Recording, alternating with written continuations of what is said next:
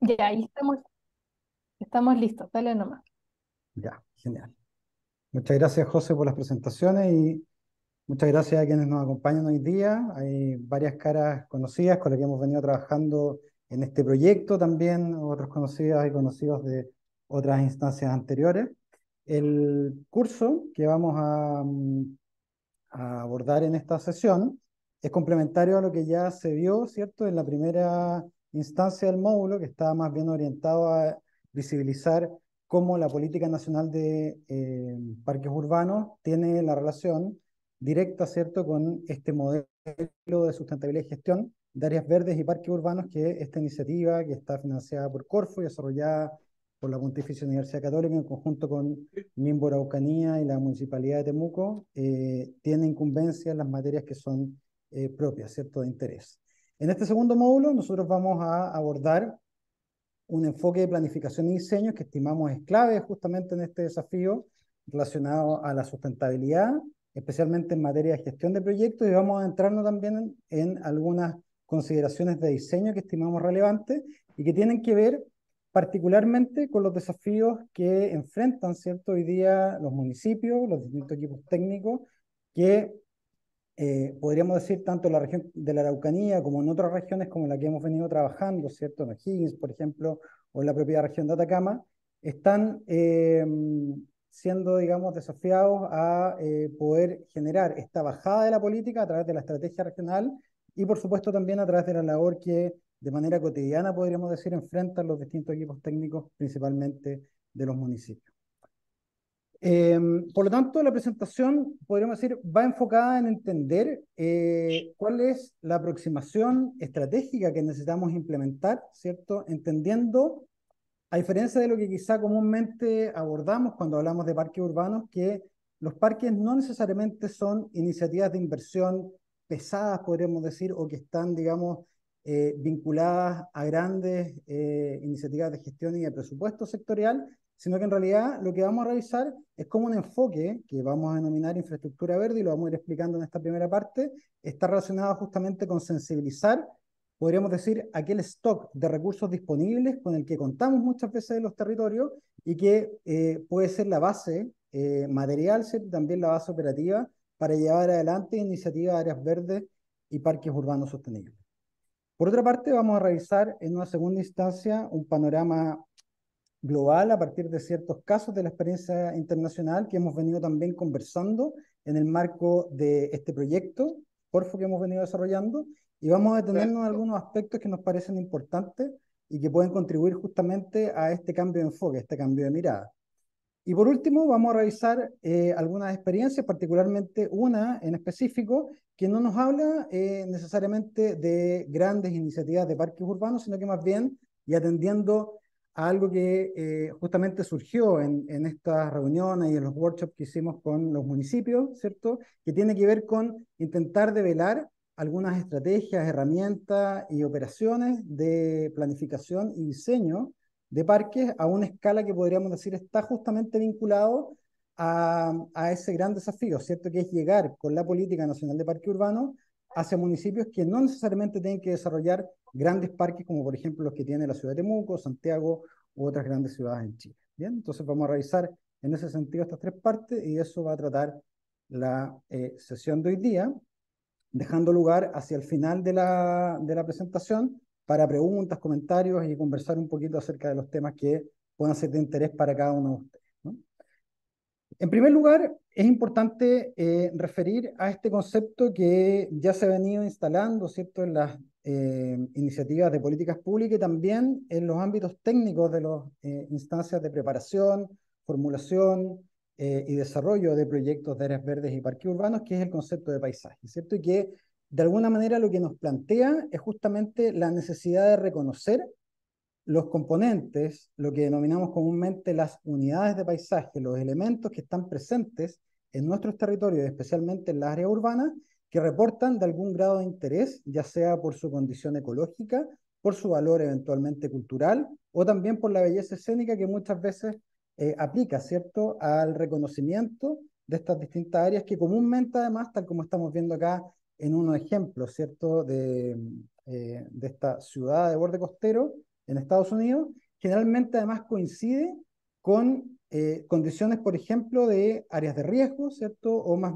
bien, si lo decimos de manera general, con la presencia de sistemas naturales en las ciudades, ¿no? Entonces, aquí un primer ámbito importante y una primera recomendación tiene que ver con ese reconocimiento en poder entender aquellas áreas de paisaje, ¿cierto? Que son estos distintos eh, territorios en donde se expresan ciertas condiciones ecológicas, como decíamos, o de valor cultural y de belleza escénica, que están presentes en las ciudades y que por distintas razones pueden llegar a conservarse, ¿no? Desde ese punto de vista, hablamos de paisajes remanentes cuando son aquellos que por distintas razones se conservan. Muchas veces esas razones no son necesariamente producto de acciones planificadas, es decir, de conservación directamente, sino que más bien tienen que ver con ámbitos justamente relacionados con su condición de zona de riesgo, de vulnerabilidad, a veces también, como ocurre en nuestras ciudades, por ciertas condiciones de propiedad, pero que sin embargo igualmente revisten de un componente importante que siempre está presente en nuestras ciudades, ¿no?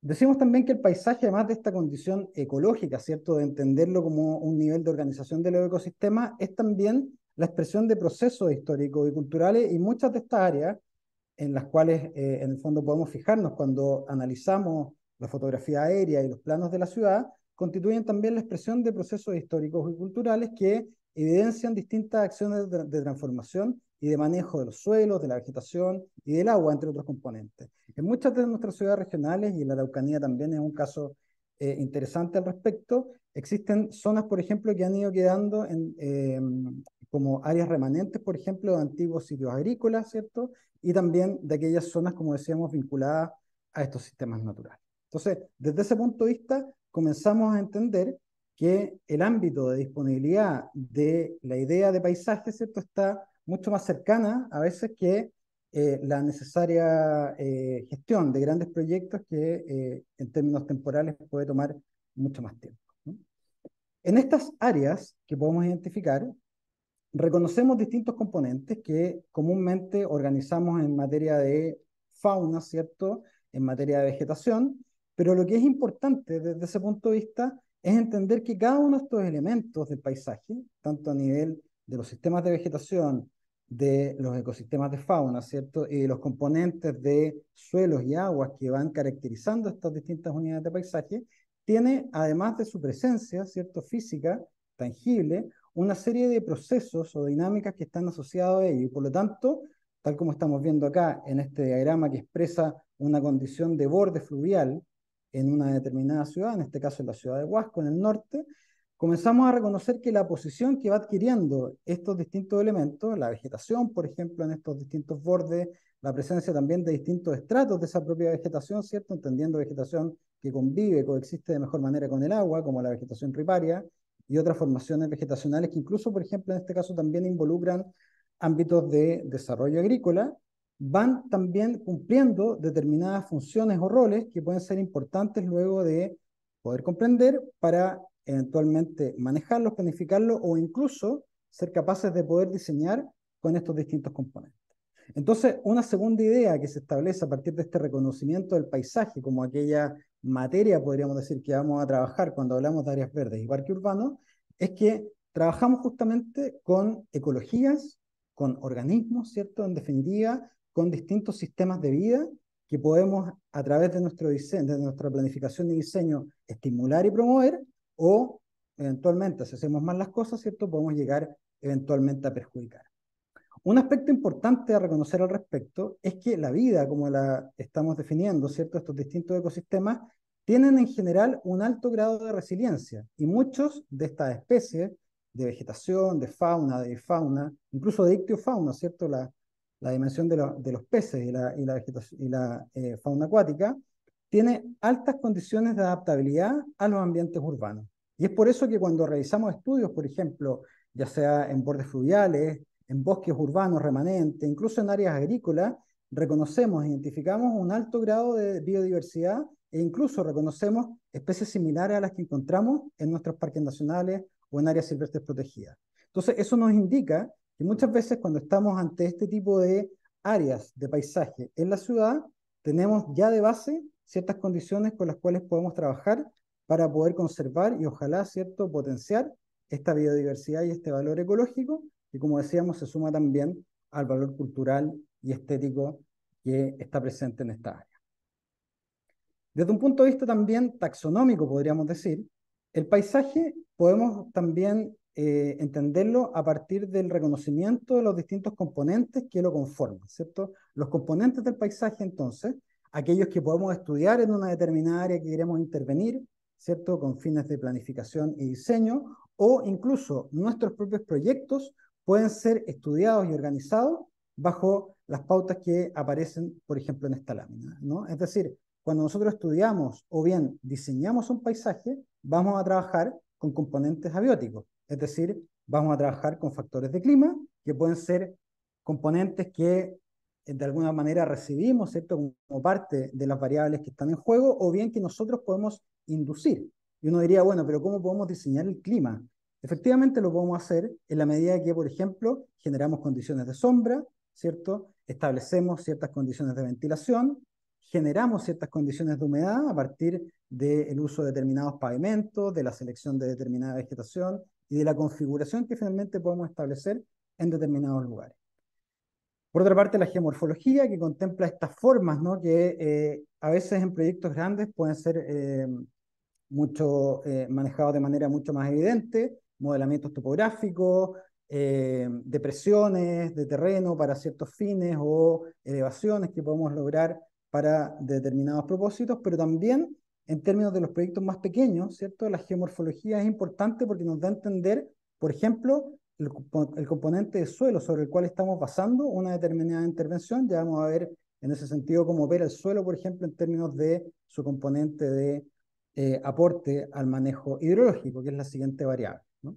La hidrología, el agua que por una parte puede estar presente de manera muy evidente, como puede ser el humedal que tenemos al costado izquierdo, o aquella hidrología que se puede generar, ya sea de manera previsible, es decir, planificada, si es que queremos, por ejemplo, generar drenajes controlados o manejo de las escorrentías que están en torno a una determinada área verde o dentro de una determinada área verde o parque, o, por ejemplo, aquellos componentes que tienen que ver con las precipitaciones y otros elementos o fenómenos que quizás no están presentes de manera directa en el sitio, pero que pueden llegar a manifestarse, ya sea a partir de un determinado fenómeno disruptivo o de un determinado fenómeno que ocurre cada cierto tiempo. Entonces, en cada uno de estos componentes que estamos viendo acá, aparece el concepto del fenosistema y del criptosistema.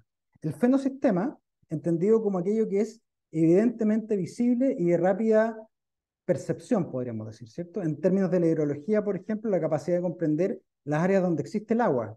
Y donde existe el agua vamos a hablar efectivamente de aquella condición visible, perceptible, y vamos a denominarla como fenosistema. Sin embargo, las aguas también pueden estar ocultas, ¿cierto? Pueden estar de manera freática, pueden estar en términos atmosféricos y que pueden hacerse presentes a través de una determinada precipitación, o pueden incluso ser parte de ciertas escorrentías urbanas que no estamos eventualmente considerando.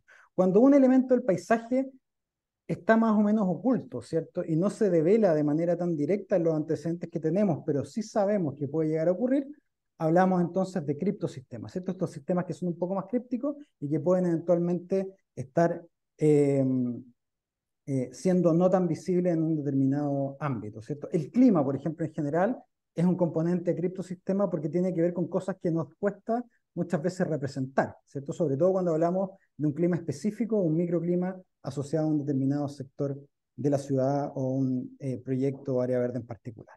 El relieve, bueno, por supuesto sabemos que es importante porque además está conjugado directamente con otras variables de estos componentes abióticos, y los ciclos de materia y energía, que son un aspecto fundamental, ¿cierto? Entender en definitiva cómo esa materia y energía circula a través de nuestro proyecto, o eventualmente existe ciertos ciclos de materia y energía a nivel, por ejemplo, de movimiento de aguas, de suelos, de ciclaje justamente de determinado material, ¿cierto? Por ejemplo, la capacidad de la vegetación de poder generar a través de un determinado manejo, por ejemplo, a través del compostaje u otro tipo de técnicas, esa alimentación a otros suelos que pueden estar presentes, ya sea en esa área verde en particular o en otra. Entonces, los ciclos de materia y energía son componentes importantes a considerar en estos planteamientos de planificación para el diseño de un determinado proyecto. Por otra parte, los componentes bióticos, ¿cierto?, involucran aquellos aspectos que más o menos ya conocemos. Sabemos, evidentemente, que cuando hablamos de un proyecto de parque o área verde en general, la vegetación es un actor relevante, aun cuando, y esto lo hemos venido trabajando también con otros contextos, por ejemplo, el contexto de Atacama, no es necesariamente obligatorio el trabajo de la vegetación cuando hablamos de espacios públicos o áreas de paisaje. De hecho, el propio concepto de área verde o incluso de infraestructura verde puede ser engañoso en términos de que no es necesario, ¿cierto? No es mandatorio que en algunos contextos trabajemos con material vegetal. Y desde ese punto de vista, el trabajo de estas áreas de paisaje en otros contextos puede incluso prescindir de esta componente o ser un componente de menor relevancia respecto de otros que puedan estar presentes. Bien, la vegetación de todas maneras la vamos a comprender evidentemente como un fenosistema, aun cuando, vamos a ver luego también en estos componentes abióticos, existen procesos metabólicos que están asociados a la vegetación. Sabemos, por ejemplo, que un determinado tipo de especie de arbolado tiene un cierto porte, fuste, dosel, etcétera, ¿cierto? Es decir, características físicas, pero también tenemos que comprender que esa vegetación, esa especie en particular, puede tener un comportamiento clave, por ejemplo, en términos de las interacciones con la atmósfera, ¿cierto? Y puede ser, por ejemplo, una especie relevante para el secuestro de carbono, para la oxigenación de determinada atmósfera en una ciudad que pueda estar contaminada, puede ser también relevante en materia de afianzamiento de suelos, en fin, puede llegar a prestar determinados beneficios que también están asociados a la propia funcionalidad que esa vegetación va a tener. En cualquier caso, cuando hablamos de vegetación en los proyectos de paisaje, vamos a reconocer en primer lugar los distintos estratos que están presentes en un determinado proyecto. El estrato arbolado, ¿cierto?, que involucra aquellos ejemplares de mayor tamaño y que tienen mayor presencia, por supuesto, pero también un rol más importante, por ejemplo, en las funciones que recién comentábamos. Por otra parte, en la vegetación reconocemos también los estratos arbustivos, que son aquellos hermanos más pequeños de los árboles, ¿no?, pero que cumplen también funciones relevantes, por ejemplo, en esa cercanía y en esa relación que tiene con el afianzamiento del suelo, con el mejoramiento de la calidad biológica de los suelos, con la capacidad también de cobijar o albergar determinadas condiciones ambientales para que surjan, crezcan otras especies bajo ellos. Desde ese punto de vista también el arbusto o el estrato arbustivo es un componente clave dentro de los proyectos de paisaje y muchas veces queda omitido, ¿no? Si nos fijamos, por ejemplo, en algunos casos de estudio que podemos reconocer en distintas plazas, ¿no?, o parques urbanos, generalmente los estratos de vegetación que se manejan son básicamente dos: cubresuelos, principalmente césped, ¿cierto?, praderas de césped, y arbolado. Y de lado quedan los estratos de la vegetación arbustiva y también de la vegetación herbácea, ¿no?, que particularmente, por ejemplo, en una región como la Araucanía, es sumamente diversa y rica en términos de las posibilidades que nos brinda para poder utilizarla en materia de proyectos. Los distintos estratos de la vegetación, el arbolado, los arbustos, las herbáceas y los cubresuelos, son sistemas complementarios que generan interacciones entre sí, ¿no?, y que desde ese punto de vista podemos entenderlas también como sistemas que tenemos que diseñar en conjunto, ¿sí?, porque pueden prestarse acciones de mutuo beneficio, ¿cierto?, en términos, por ejemplo, de organizar ciertas asociaciones vegetacionales con esta diversidad de estratos, pero también nos representa desde ese punto de vista un desafío para que esto efectivamente tenga ciertas pautas y criterios que justamente apunten a la sustentabilidad de este sistema ecológico que estamos diseñando. Ese aspecto en particular lo vamos a revisar en el próximo módulo, que está relacionado justamente al manejo agroecológico del parque y de las áreas verdes en general. La fauna en particular es un componente que es un poco extraño, ¿cierto? Cuando uno lo refiere en materia de proyectos queda como raro, porque generalmente es más bien una variable dada. Es difícil decir, bueno, vamos a diseñar con fauna o vamos a diseñar fauna en un determinado proyecto. Y por supuesto que no lo podemos hacer de esa manera, pero lo que sí podemos hacer es generar las condiciones para que esa fauna, ¿cierto?, principalmente la avifauna, pero también otros tipos de manifestación de biodiversidad en materia de fauna, puedan hacerse presentes y puedan coexistir, convivir con los programas y los distintos componentes que un determinado parque o área verde tiene en tanto espacio público, digo.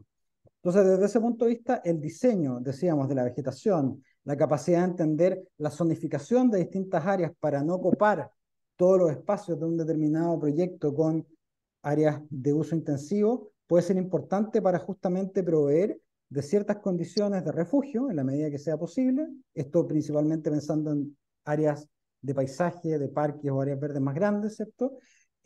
O bien en áreas más reducidas, más pequeñas, trabajar, por ejemplo, con la verticalidad, asumiendo que el estrato de vegetación arbórea puede generar condiciones propicias para esa condición de refugio para esta fauna y para la avifauna en particular. Los procesos metabólicos, ¿cierto? Los veíamos entonces asociados a aquella funcionalidad, a aquello funcionamiento que tiene tanto la vegetación como la fauna, pero principalmente la vegetación, y que va a estar relacionado luego a un concepto que vamos a tratar, que justamente aborda los roles, ¿cierto? Y las funciones que esta vegetación en particular y otros componentes de este paisaje puede aportar para el bienestar, para la sustentabilidad y para la resiliencia de las ciudades.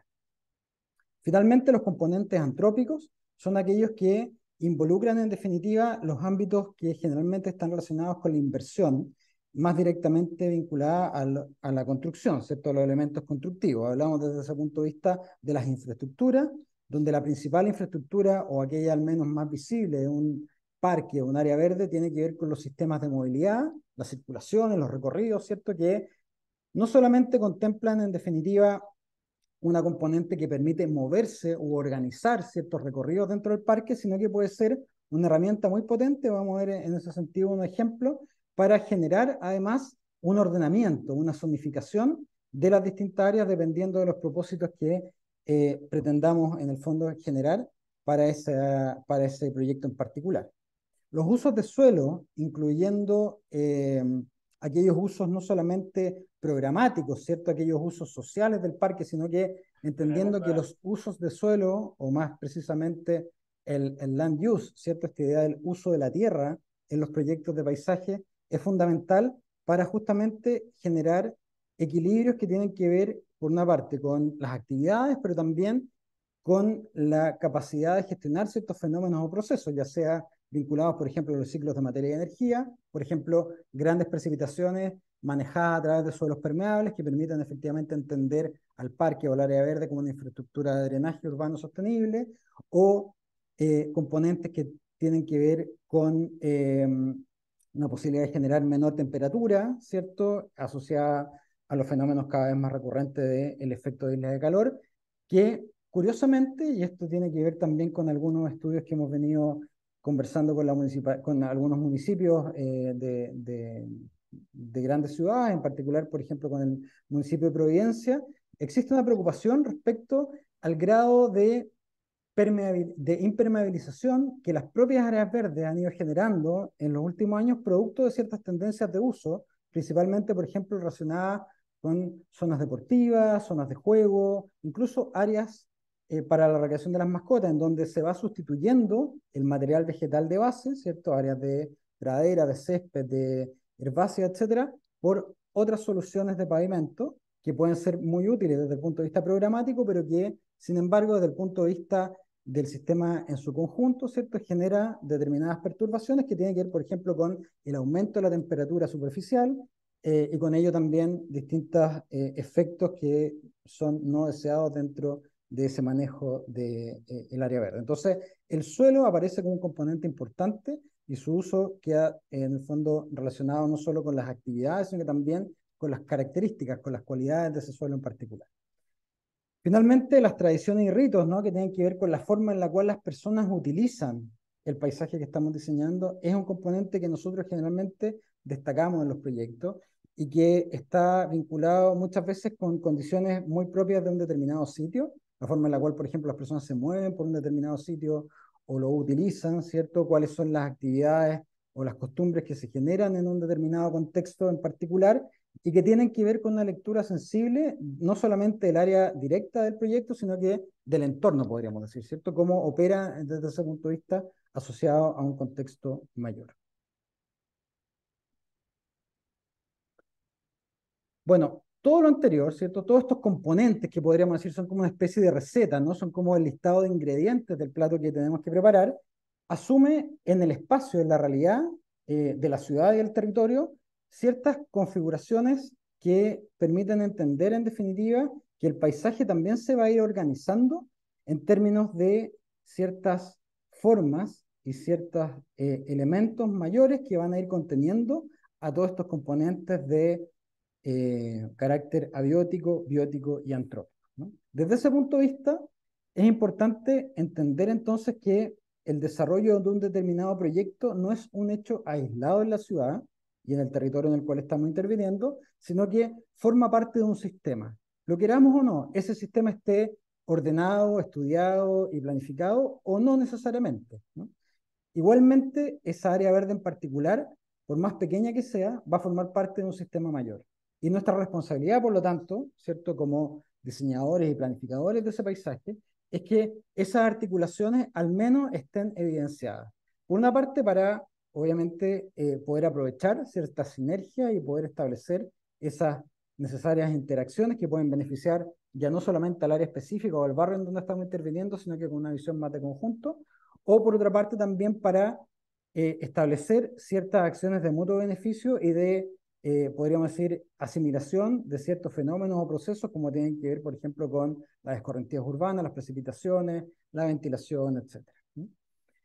Distintos estudios nos hablan justamente de una primera categorización de esta estructura que podemos reconocer en el territorio, esta estructura de paisaje, que comúnmente se denomina mosaico, y que puede organizarse en tres grandes tipos de elementos, ¿cierto? Los parches, que son aquellas unidades morfológicas que se pueden diferenciar en el territorio de manera clara, son como aquellas, podríamos decir, áreas más vinculadas a zonas específicas o a islas, podríamos decir incluso, como en este caso, en este ejemplo que estamos viendo en la ciudad de Yanquihue, está relacionada con la presencia de estos eh, sitios que estamos viendo acá, ¿no? Estas áreas o parches que en rigor tienen que ver varias de ellas con áreas de humedales, pero otras áreas también con ciertos remanentes de bosque, ¿cierto? Con áreas que también están relacionadas incluso con componentes de agricultura que está asociada a esos bordes urbanos.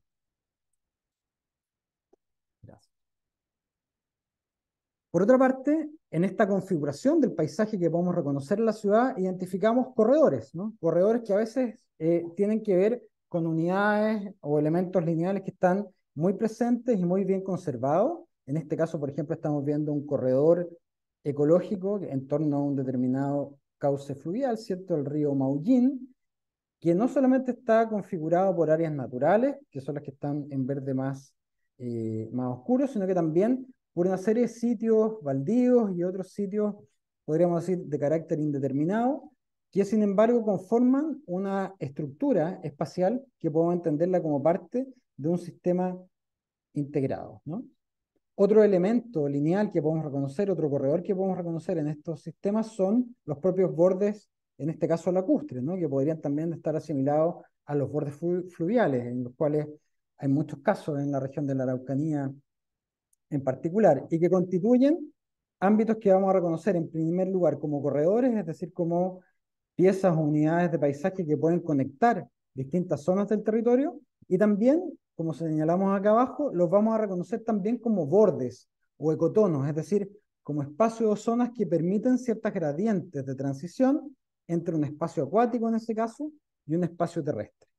Podríamos decir que los bordes y los ecotonos constituyen un elemento fundamental de poder entender en este desafío de planificación y diseño del paisaje urbano, porque nos permiten también, como su nombre lo indica, establecer una gradiente de manejo de dinámicas que muchas veces son las que nos generan problemas en nuestras ciudades, ¿no? Hemos venido asistiendo desde hace ya varios días, la semana pasada especialmente, a todas las problemáticas de inundabilidad que han afectado a la ciudad, especialmente del centro-sur, y gran parte de estas problemáticas están relacionadas justamente con la inexistencia de estas áreas de transición o de amortiguación que permitan conservar y proteger ciertos ámbitos de habitabilidad, especialmente en las ciudades y coincidentemente, ¿cierto?, en los barrios más vulnerables, que son aquellos que comúnmente están más bien asociados a los cauces fluviales, a los cauces de quebrada o a las áreas inundables en general. Este conjunto de unidades de paisaje, como veíamos anteriormente en el plano, ¿cierto? Esta verdadera estructura que aparece y que podemos comenzar ya a reconocer y a dibujar en el territorio, ¿no? Es importante señalar, y me voy a retroceder una más, que este tipo de ejercicios que estamos identificando acá, este dibujo, de hecho, es parte de los ejercicios que comúnmente realizamos cuando establecemos estas articulaciones o estas iniciativas de investigación y de proyecto con gobiernos locales o con otros ámbitos propios de la tuición y la planificación del territorio. Entonces es un dibujo que hacemos de manera conjunta, ¿no? Estos dibujos no son necesariamente objetivos. Si de hecho ustedes se fijan de la lámina anterior, que era la fotografía aérea, hubo una selección, ¿cierto? Hubo una priorización de aquellas unidades de paisaje, que en este caso para el conjunto de actores o de profesionales que están a cargo de la planificación y el diseño de las áreas verdes en este territorio, hacen sentido de poder relevar y de poder priorizar. Por lo tanto, la estructura de paisaje que reconocemos como parte de este ejercicio de planificación, ¿cierto? Previo al proyecto, tiene que ver también con una mirada más estratégica acerca de cuáles son las áreas de paisaje que son relevantes para la sustentabilidad, para el bienestar de las personas, ¿cierto? Y para la resiliencia, especialmente hoy día, ante los efectos del cambio climático. Y eso da como resultado entonces un mapa, un dibujo, que es el que acabamos de comentar. Por otra parte, esta estructura de paisaje, ¿cierto? Que ya comienza a dibujarse en definitiva en el territorio y por lo tanto ya comienza a denominarse también como una infraestructura, ¿cierto? ¿Qué le falta a esa estructura anterior para ser infraestructura? Lo que toda infraestructura tiene, aquellos servicios que presta, ¿cierto? Toda infraestructura presta ciertos servicios, apunta a resolver un determinado requerimiento o necesidad.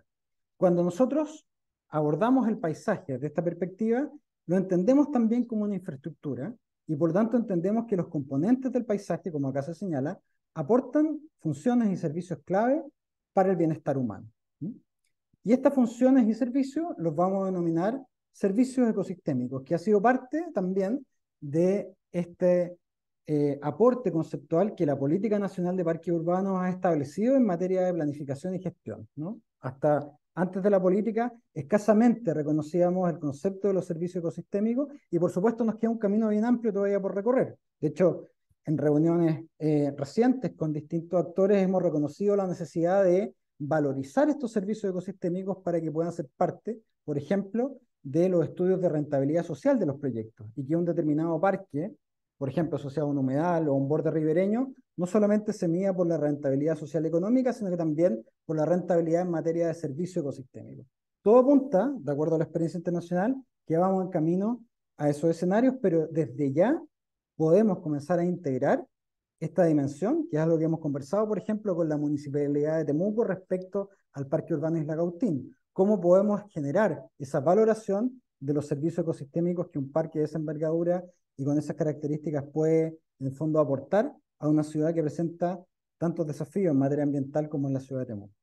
Entonces, estos distintos servicios son producidos por los ecosistemas y son producidos por los componentes que anteriormente veíamos. La vegetación cumple un rol, el manejo de los suelos, el manejo del agua, ¿cierto? Que veíamos, incluso también los elementos artificiales o los elementos construidos que sumamos a un determinado proyecto también puede incentivar o también de manera negativa puede coartar la prestación de algunos de los servicios ecosistémicos que estamos viendo acá, que son en general 4, y a partir de eso se organizan, ¿cierto? Por ejemplo, en términos de los servicios de provisión, como aquellos que son obtenidos directamente de los ecosistemas y que están relacionados, por ejemplo, con la capacidad de obtener energía, biomasa, de poder, por ejemplo, obtener también ciertos recursos biológicos, y desde ese punto de vista es sabido, ¿cierto?, la relación que, por ejemplo, en términos ancestrales tienen las culturas del territorio, particularmente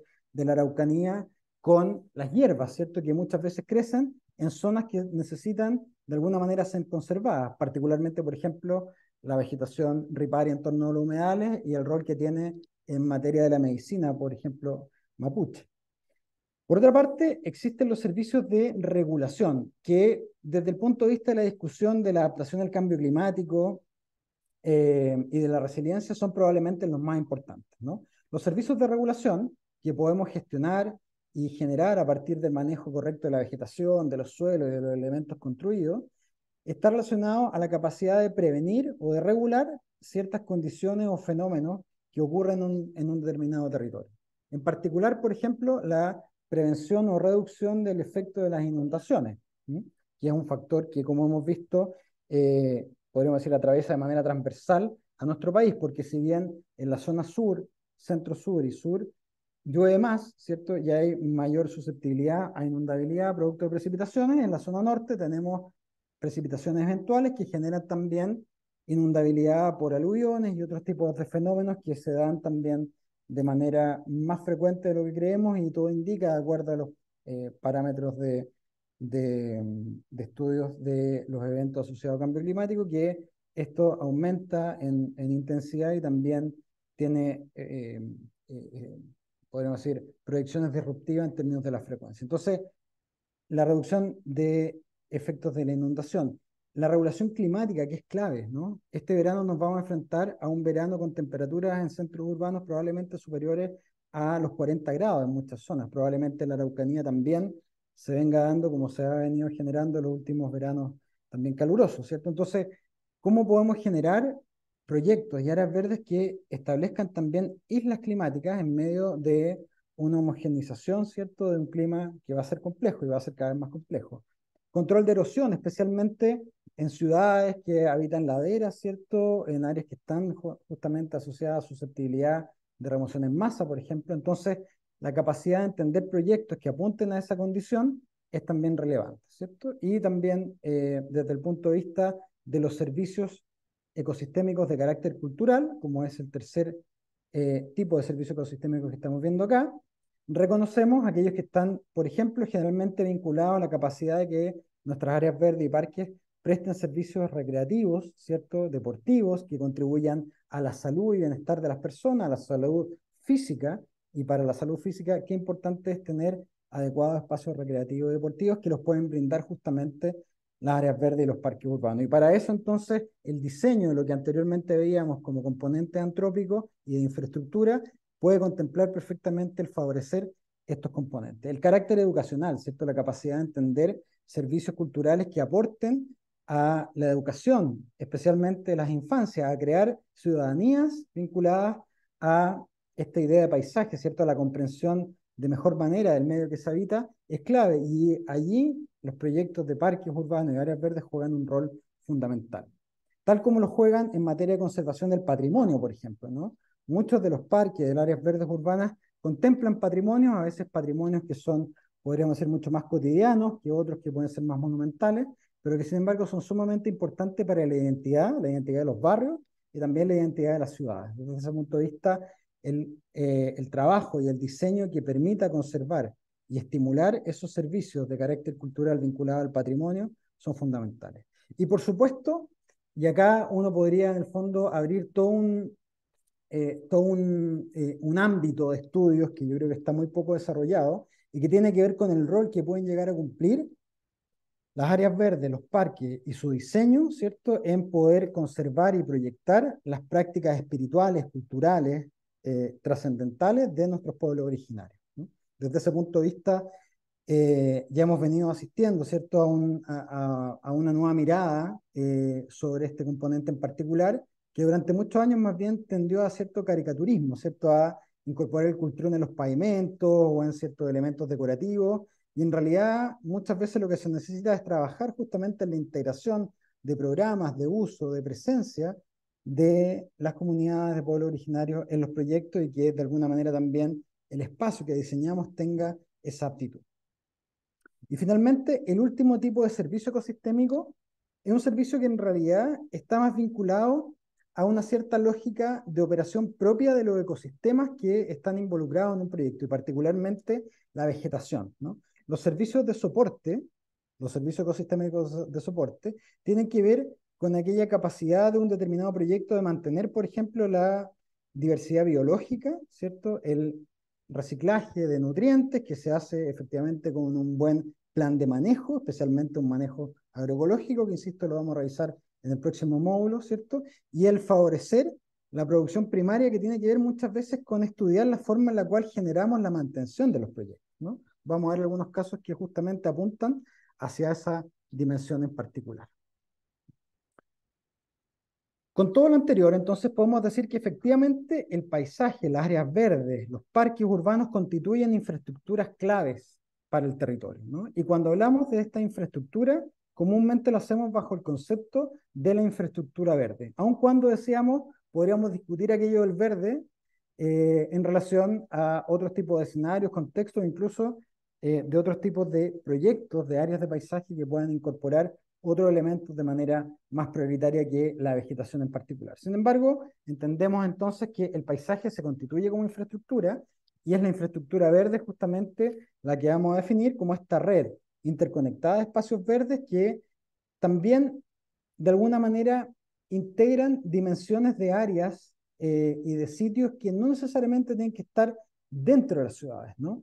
Porque cuando un parque, una plaza, un corredor que se puede diseñar tiene cierta vegetación que es correspondiente con la vegetación del entorno de la ciudad, ya sea áreas naturales o rurales, puede ser también un componente que se comunica justamente con esas otras áreas, ¿no? Y desde ese punto de vista, entonces, entendemos que esta red interconectada abarca espacios también rurales y silvestres, y por supuesto también urbanos, que conserva y aporta servicios ecosistémicos, como veíamos, ¿cierto?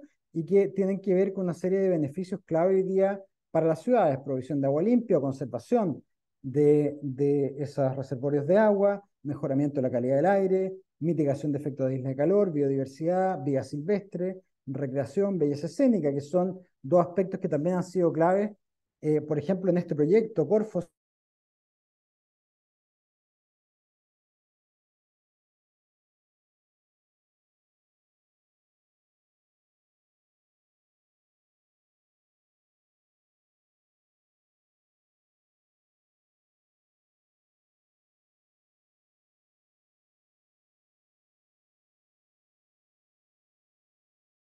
Infraestructura verde urbana que hemos reconocido en la zona sur de Chile, ¿no? En la macrozona sur de Chile, a partir de un estudio que relacionaba hacer iniciativas de drenaje urbano sostenible, ¿no? Es decir, del manejo del agua sostenible en ciudades que comúnmente son susceptibles, especialmente los barrios más vulnerables, a ciertas condiciones de inundabilidad. Entonces, acá reconocemos, si se fijan en este catálogo, ¿no? Que es un diagrama de una ilustración, distintas tipologías podríamos decir, de proyectos de paisaje, ¿no? Que están relacionados, claro, podemos ver ahí algunas que están vinculadas a las plazas y los parques urbanos, que es la categoría que comúnmente existen, otras que tienen que ver con las calles, por supuesto, ¿cierto? Con la vialidad en general, con estacionamientos, ¿no? Qué importante es, especialmente en estos grandes eh, extensiones de estacionamientos que están asociados a la propiedad privada, especialmente al comercio de gran escala, abordar enfoques como este. Ya vamos a ver después esas condiciones. Y por supuesto también a todo un stock de unidades de paisaje que están muy presentes, especialmente en las ciudades de la Araucanía y también de los ríos y los lagos, ¿no? Humedales y lagunas, esteros y arroyos, ríos, quebradas, borde lacustre.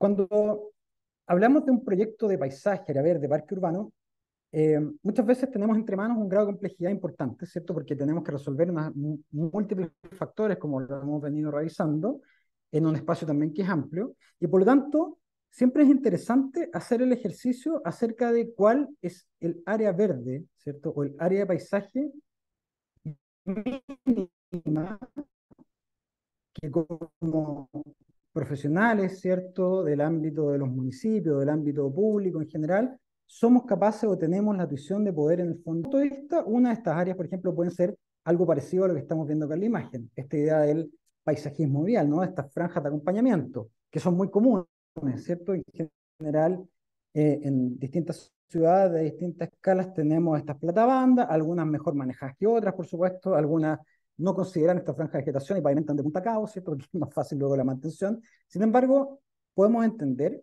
que reconociendo el desafío que tenemos en áreas como esta, podríamos decir, constituye como el eslabón inicial de una aproximación a otras escalas mayores. Entonces, acá tenemos gran parte de los componentes que veníamos comentando, ¿cierto? Incluyendo no solamente el área específica de diseño de paisaje que estamos viendo acá, sino que también integrando, por supuesto, el área de espacio público de la acera que estamos viendo ahí. Y lo que es interesante, ¿cierto? En este ejemplo, y por eso lo traemos, es que el manejo del Osvaldo, paisaje... perdona que te Uy, interrumpa. De repente sí. se pega un poco, entonces a lo mejor podrías hablar un poco más lento para que se entiendan bien la idea.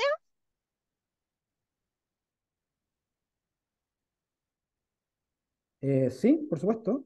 Ya, muchas gracias. Sí,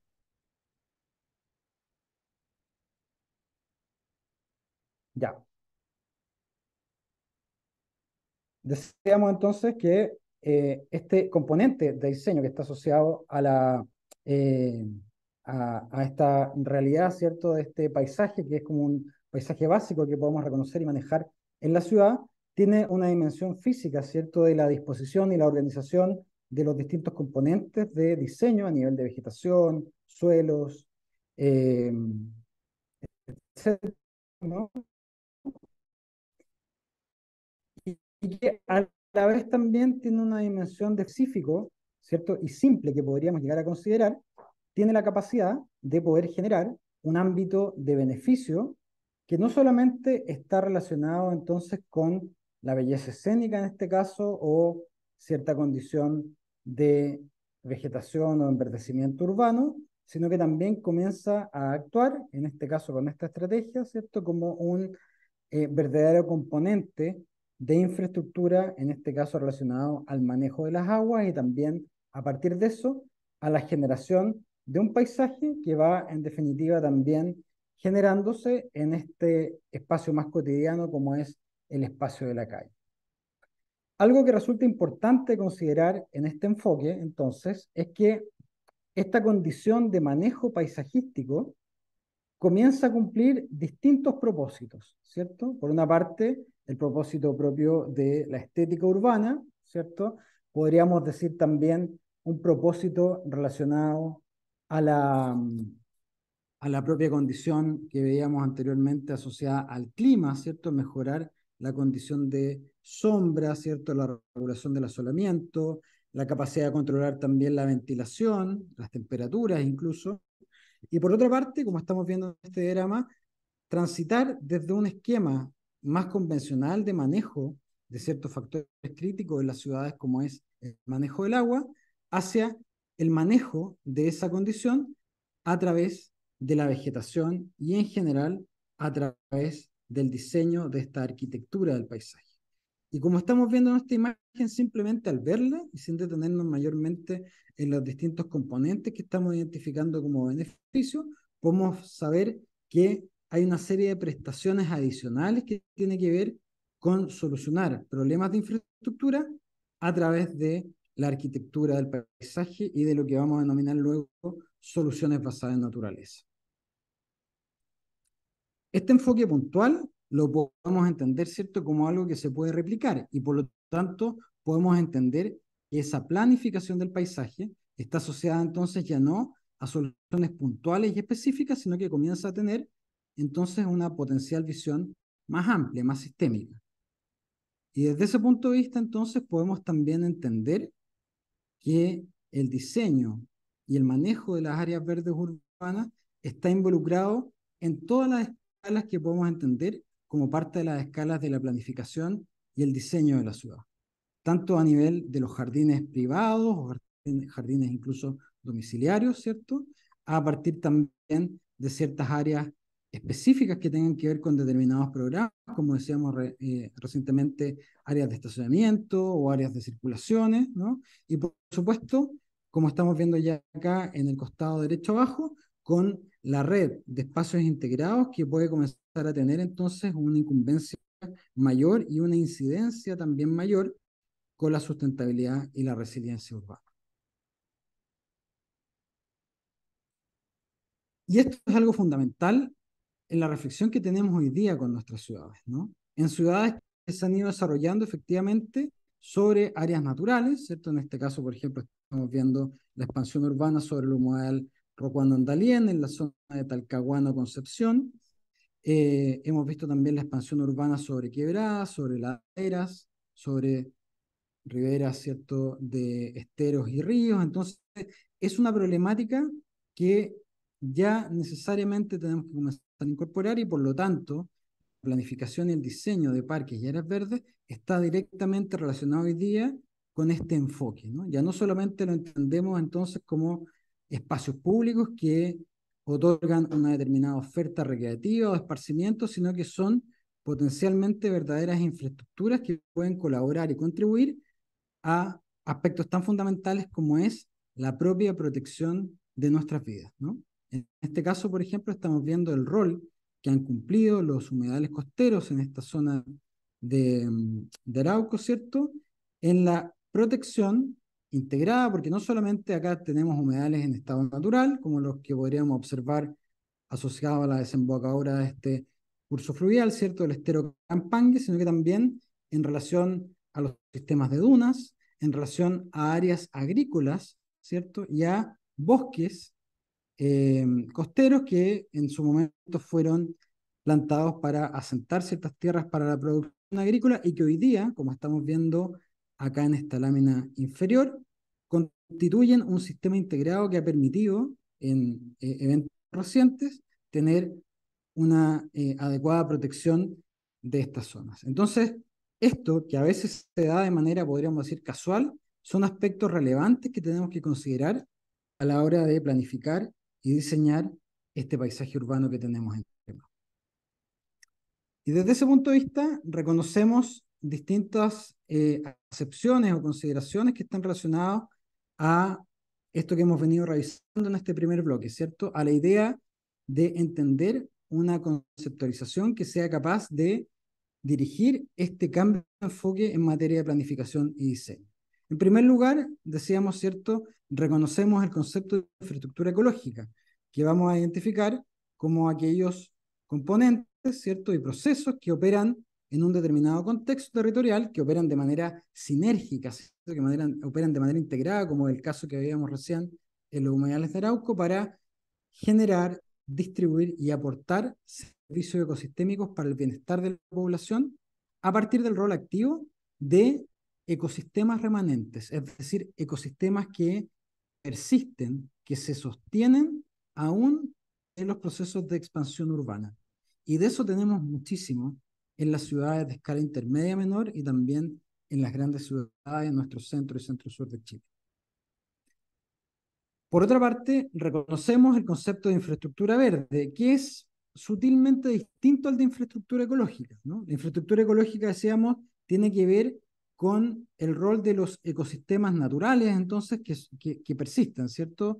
Ciertos humedales, determinadas formaciones vegetacionales de carácter natural que están presentes dentro de la ciudad, y en cambio, digo, la infraestructura verde da lugar a un sistema que está integrado también por lo que denominamos patrones y procesos híbridos, es decir, no solamente vinculado a ecosistemas naturales, sino sumando también ecosistemas resultantes de dinámicas antrópicas, por ejemplo, áreas agrícolas, ¿cierto? Incluso áreas verdes urbanas que van, en definitiva, constituyendo un sistema mayor, un sistema un poco más diverso de distintos tipos de áreas, pero que en suma va conformando entonces este sistema interconectado de unidades de paisaje que conservan y aportan servicios claves para la población.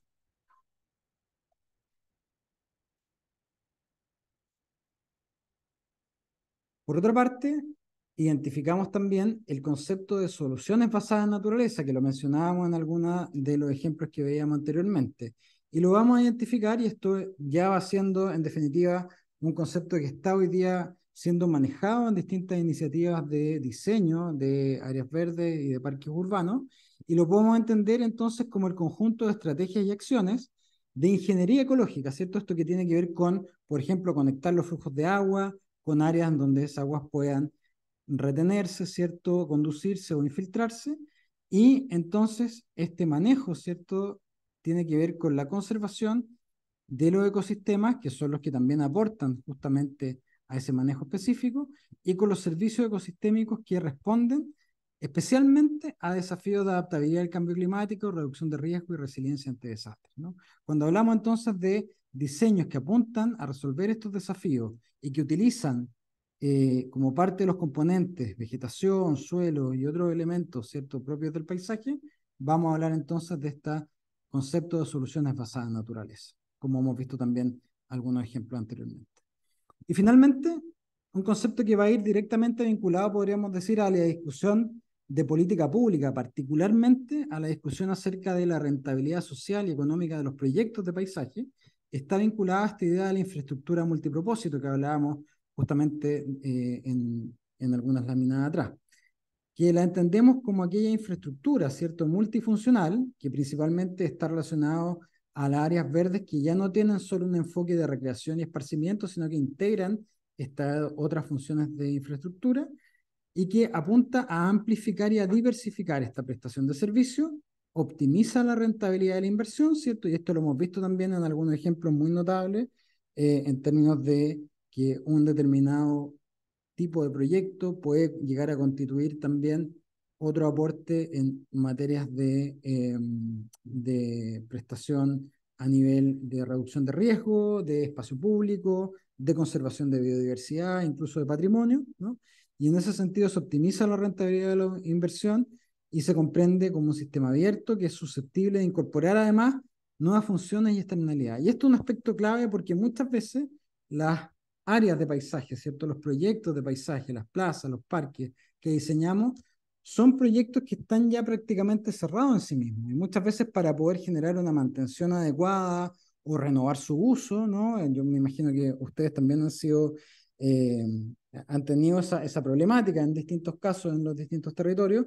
No se puede en el fondo trabajar con ese proyecto ya existente, sino que muchas veces hay que generar otro, ¿cierto? Y hablamos de mejoramiento, hablamos de rehabilitación u otro tipo de conceptos que utilizamos para dar a entender que aquel diseño que se hizo hace no mucho tiempo atrás, hace 10, 15, 20 años, tiene que ser rehecho porque hoy día no cumple con esas condiciones. Entonces, esta idea también de trabajar bajo estos enfoques permite en definitiva establecer proyectos que tengan cierto grado de flexibilidad hacia el futuro. Bien, vamos a tomar un poco de café para el segundo bloque. ¿Ahora se escuchaba mejor? Sí, Osvaldo, disculpa, quizás podrías apagar la Claro. cámara sí, para que no se, porque se escucha un poco entrecortado, ¿Se pero yo corta? creo que Ya. tiene que ver, sí, Pucha. pero si apagas la cámara, tal vez se escuche mejor. Vamos a hacer ahí la prueba. Ya, ahí la tengo apagada. Ya. Estamos, de hecho, estamos un poquito más lejos que Santiago, ahora estamos en Copiapó, así que se supone que acá tenemos la misma conexión que todos lados, pero también a veces sabemos que no es tan así. Tratamos de conseguir un buen lugar, el mejor lugar que nos aseguraron con conexión, pero puede que eh, se deba a eso un poco los problemas.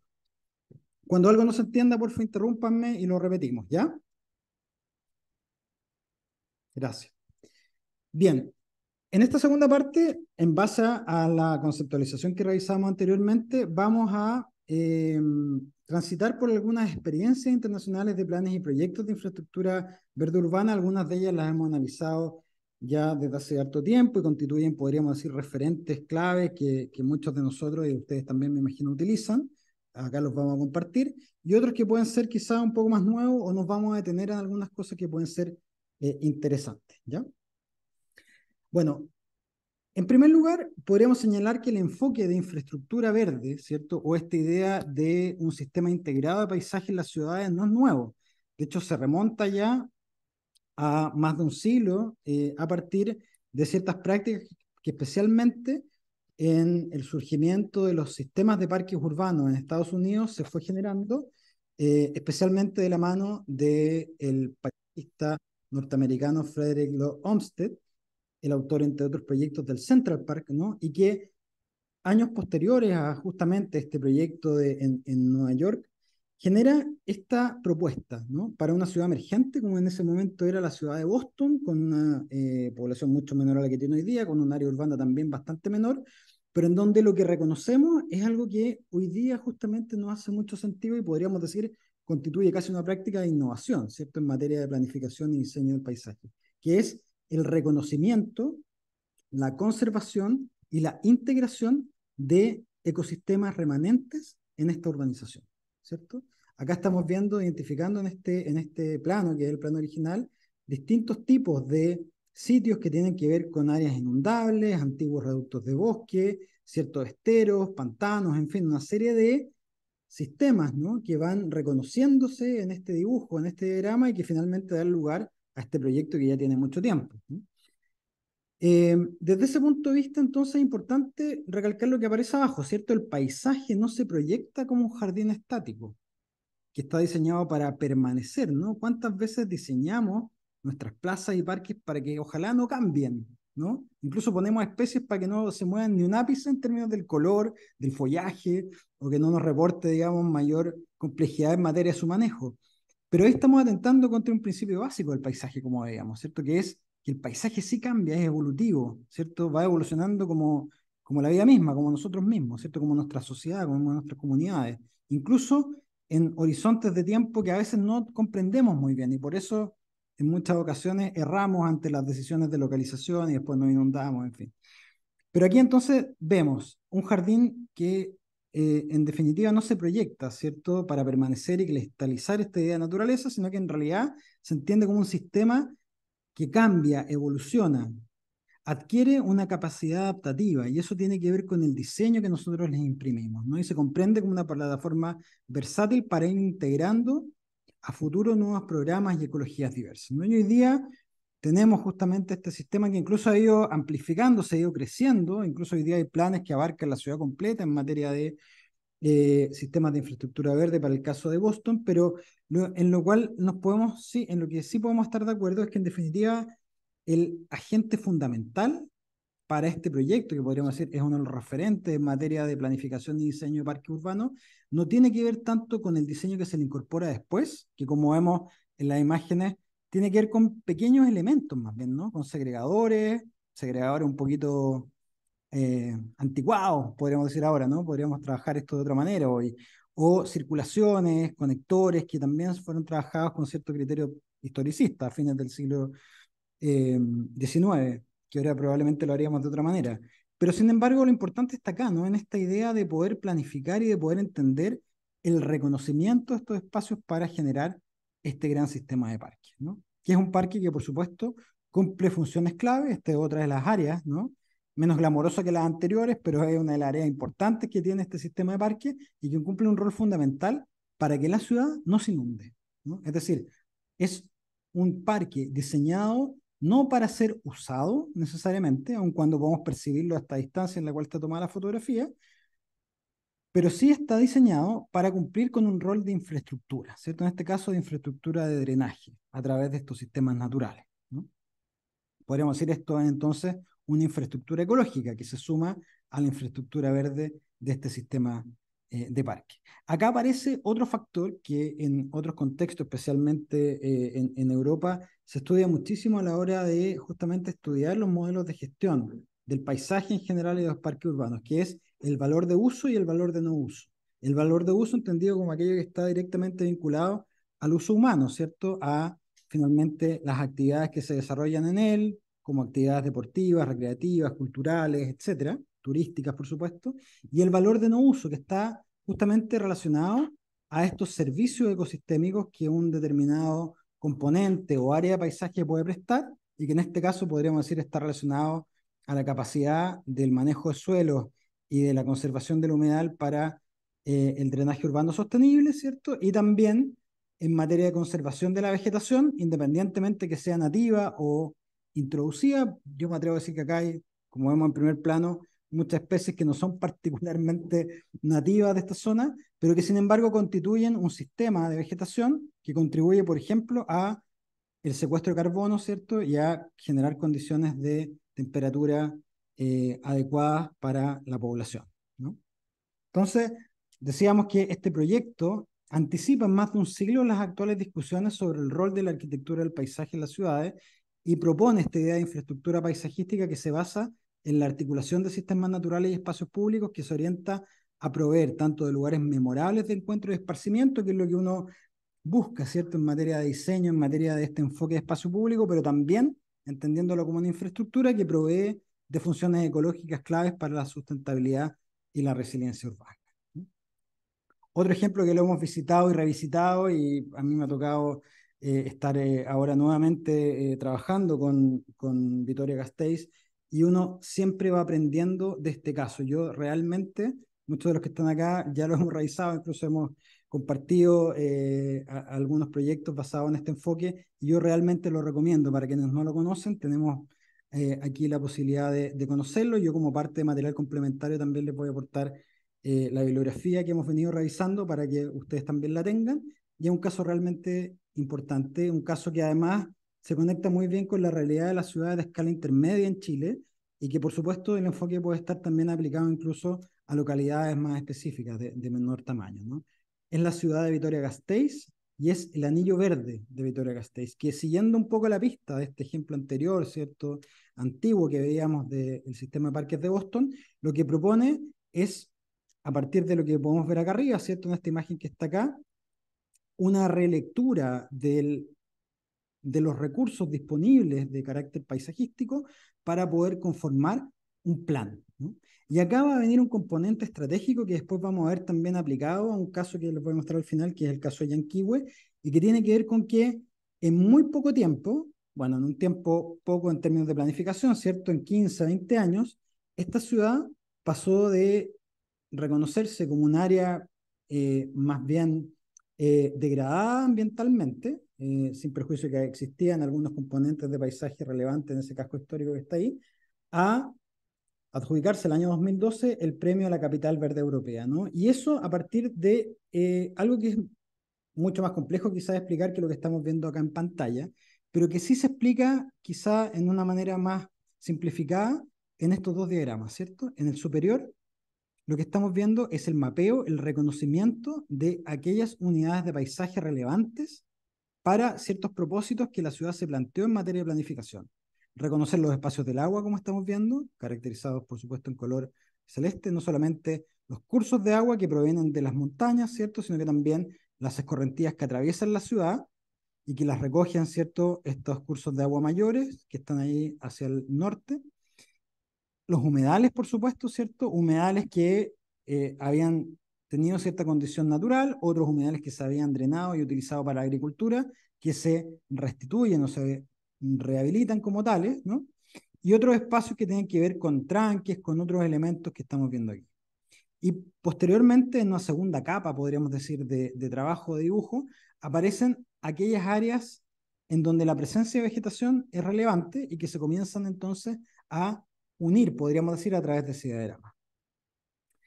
Esta figura que estamos viendo acá arriba, que ya es promisoria, ¿cierto? Uno dice, bueno, esta ciudad además va generando un sistema de parques urbanos y áreas verdes integrada, como veíamos que era uno de los principios anteriormente planteados, que además tiene un grado de accesibilidad más o menos equivalente desde las distintas zonas de la ciudad. Si estamos viendo, al ser un anillo, ¿cierto?, tiene esa condición de equivalencia.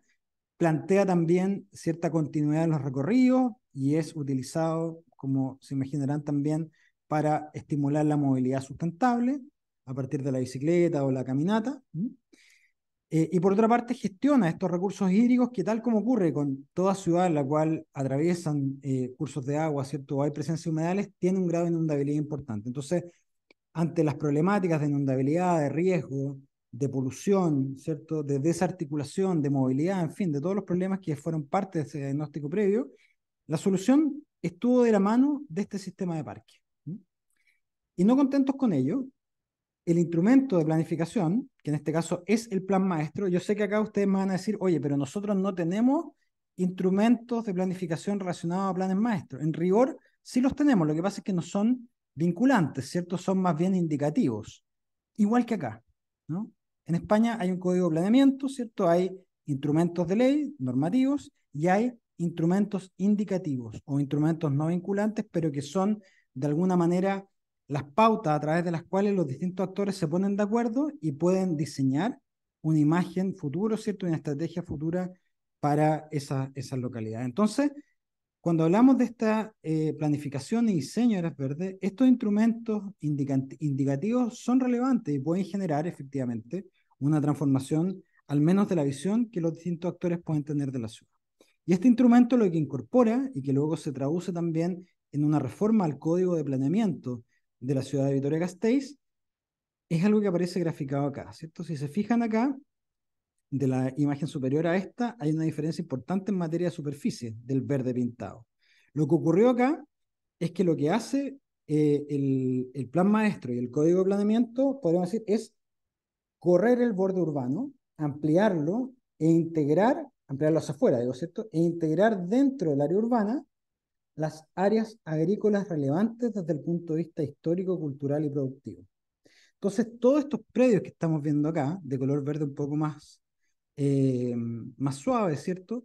Están relacionados a esas áreas que ya dejan de ser rurales y se transforman en áreas urbanas.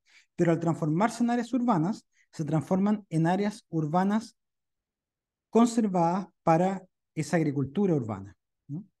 Y desde ese punto de vista, entonces, bajo simplemente este cambio de perspectiva normativa, el stock de áreas verdes de la ciudad aumenta considerablemente. Y hoy día ya no hablamos de metros cuadrados de áreas verdes por habitante en Vitoria-Gasteiz, hablamos de porcentaje de suelo urbano cercano al 40% del suelo urbano de la ciudad como área verde urbana administrada y gestionada, ¿cierto?, por el ayuntamiento. Esto, además, ¿cierto?, está, acá vemos el anillo, acá cambiamos de escala, cambiamos la escala, podríamos decir, de lo que podría ser la región o la provincia. Eh, Acá podría estar el río Cautín, ¿cierto? Ahí podría estar el parque urbano en la Cautín, ahí podría estar Temuco Padre Las Casas o invertido, ¿cierto? El aeropuerto por allá. Y en definitiva vemos cómo un proyecto de arquitectura del paisaje puede también escalar a una dimensión mayor y reconocerse directamente también con la planificación de estas distintas áreas que aparecen acá señaladas en este verde un poco más marrón, ¿cierto? Que son las áreas de conservación que están justamente en las zonas de montaña y que están conectadas ecológicamente, pero también funcionalmente a través de estos corredores con esa estructura del anillo verde de Vitoria-Gasteiz. Acá vemos algunas de las imágenes que anteriormente veíamos, ¿cierto? Hay unidades mayores, otras más específicas. Y acá caemos en algo que también es relevante de ver, ¿cierto? Porque cuando vemos estos planos, o a veces vemos ejemplos en materia de la experiencia internacional, nos imaginamos grandes montos de inversión, mucha complejidad en materia de obras, etcétera. Y si nos fijamos acá, este es un recorrido por las áreas en el fondo más consolidadas de este anillo verde. En realidad estamos hablando de un mejoramiento de ciertas condiciones preexistentes, principalmente relacionadas con caminos rurales, caminos de mantención, para poder habilitar estos ámbitos. Hay algunas claves que tienen que ver con lo que después vamos a reconocer en otro caso que vamos a revisar a continuación como la gestión diferenciada de esta vegetación, que tiene que ver con ciertas dinámicas de poda, ¿cierto?, de mantención, no de extracción o sustracción del material vegetal, aun cuando este no es nativo, ¿cierto? Se mantiene porque cumple ciertos roles o funciones o hay un acuerdo al menos de los actores de las comunidades para mantenerlo. La integración de las áreas agrícolas como parte también de esta idea, entre comillas, de parque, ¿cierto? Un parque un poco más diverso de lo que comúnmente abordamos, ¿cierto? La importancia de sí determinadas intervenciones e inversiones menores, ¿no? Y esto, que lo hablábamos justamente con las colegas del Ayuntamiento de Vitoria-Gasteiz, ellos nos decían que era clave, y lo mismo veíamos también en otros casos, como el que vamos a ver luego en Girona, porque en definitiva la inversión específica relacionada con mobiliario, con señalética, incluso con algunas obras civiles como cruces, pasarelas, puentes en determinadas zonas específicas, da cuenta de que estos lugares no están en abandono, sino que están en bajo administración y tienen inversión y por lo tanto son parte de un espacio regulado, de un espacio administrado. Entonces, la importancia de la inversión no radica en los grandes proyectos de pavimentos, de revegetación, de grandes obras civiles, como comúnmente hacemos nosotros cuando hablamos de parque urbano, ¿cierto? Sino que en realidad de constituir, en definitiva, estos elementos específicos, casi como acupuntura, ¿cierto?, en este territorio para entenderlo como parte de un espacio administrado y que, por cierto, además sirve para los fines que hemos visto anteriormente relacionados con la educación ambiental, la movilidad, en fin, ¿cierto? El manejo adecuado de las aguas, en este caso también con ciertos criterios, podríamos decir, de sensibilidad que permiten estimular ese paisaje sonoro del agua en la ciudad. Intervenciones, como vemos, relativamente simples, ¿cierto? Que además también contribuyen a lo que anteriormente veíamos, a la estimulación de esas interacciones con los otros componentes del paisaje como la fauna. En este caso, eso sí, existe una inversión mayor, ¿cierto? Que es una inversión que está relacionada a un área de concesión. Dentro de este anillo verde existe un área concesionada que se llama el Centro de Investigación Atari, Atari como ese videojuego que muchos jugábamos en los 80, y que está vinculado a la investigación en aves y en general en la ecología de los humedales. Este centro de investigación, digo, es un modelo de administración público-privado en el cual participan universidades, participan centros de investigaciones también a nivel europeo, y participa también la comunidad, el gobierno de la comunidad del País Vasco y el ayuntamiento, que contribuye en definitiva a este centro con la programación de determinadas actividades de animación, ¿no? Y que está vinculado justamente a entenderlo como un espacio de concesión, concesionado, que tiene un modelo de negocio, ¿cierto? Y que está también relacionado a la integración de distintos actores públicos y privados que permitan el financiamiento y que a la vez también prestan, podríamos decir, un servicio público relevante en la divulgación de las ciencias en este espacio in situ, ¿no? Y este lugar se reconoce también como el laboratorio de humedales del Anillo Verde Vitoria-Gasteiz. Y entonces tenemos un proyecto que no diríamos con baja inversión, pero con una inversión moderada, mucho más moderada de la que a veces nosotros generamos en nuestros territorios, establece en definitiva este propósito, este objetivo, que lo cumple en términos de articular, de acercar esta naturaleza a la ciudad y por lo tanto de construir una cierta ciudadanía asociada a esta infraestructura verde. Otro ejemplo que podemos reconocer, que incluso es más simple que el anterior, no tiene que ver con este proyecto en Bruselas, en esta capital de Bélgica, ¿no? En el centro de Europa, y que estimula en definitiva la conservación de la infraestructura verde y la habilitación de áreas de paisaje, de lo que podríamos denominar un parque que recorre toda la ciudad, a partir simplemente de la conservación de ciertas áreas de tránsito, principalmente de huellas que se han ido formalizando, y también de la integración, como vemos acá, de una serie de elementos de intervención como señalética interpretativa, la utilización también de las aplicaciones, en este caso de esta app que está relacionada justamente a identificar cómo esta gran infraestructura de paisaje, ¿cierto? Que es muy amplia en su recorrido, puede ir conectando a la vez también distintas áreas de parques, jardines públicos y privados en la ciudad, y en donde también nuevamente aparece una figura asociada al modelo de gestión de estos espacios de borde. En este caso, lo que hace el proyecto de la Promenade Verde de Bruselas es integrar bajo un modelo de gestión ciertas servidumbres de paso que están existiendo, que son existentes, en estas delimitaciones de predios privados en áreas rurales.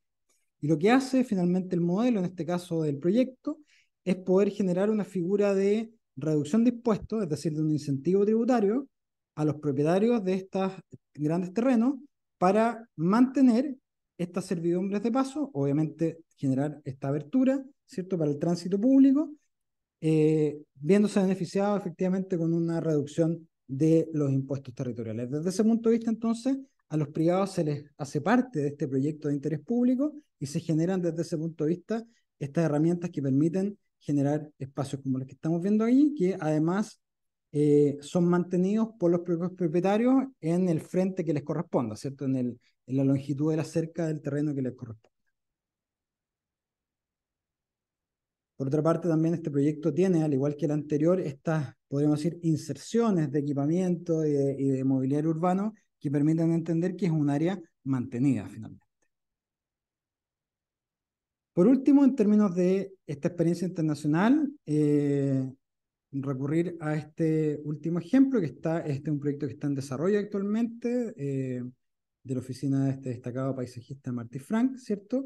Y que involucra, al igual que lo que veíamos anteriormente, primero una imagen objetiva, que es muy ambiciosa, como estamos viendo acá en esta imagen. Esta también es una pequeña localidad que se ubica al interior de la región metropolitana de Barcelona, y que tiene, como vemos, una condición bastante similar a muchos de nuestros territorios también en materia de la presencia de cursos de agua, de sistemas de vegetación, de condiciones de ladera, ¿cierto? Y la relación con el valle, y en donde el proyecto, nuevamente, ¿cierto?, establece esta lectura que identifica parches, corredores, bordes ecotonos, y va priorizando distintas áreas para esas distintas intervenciones, ¿no?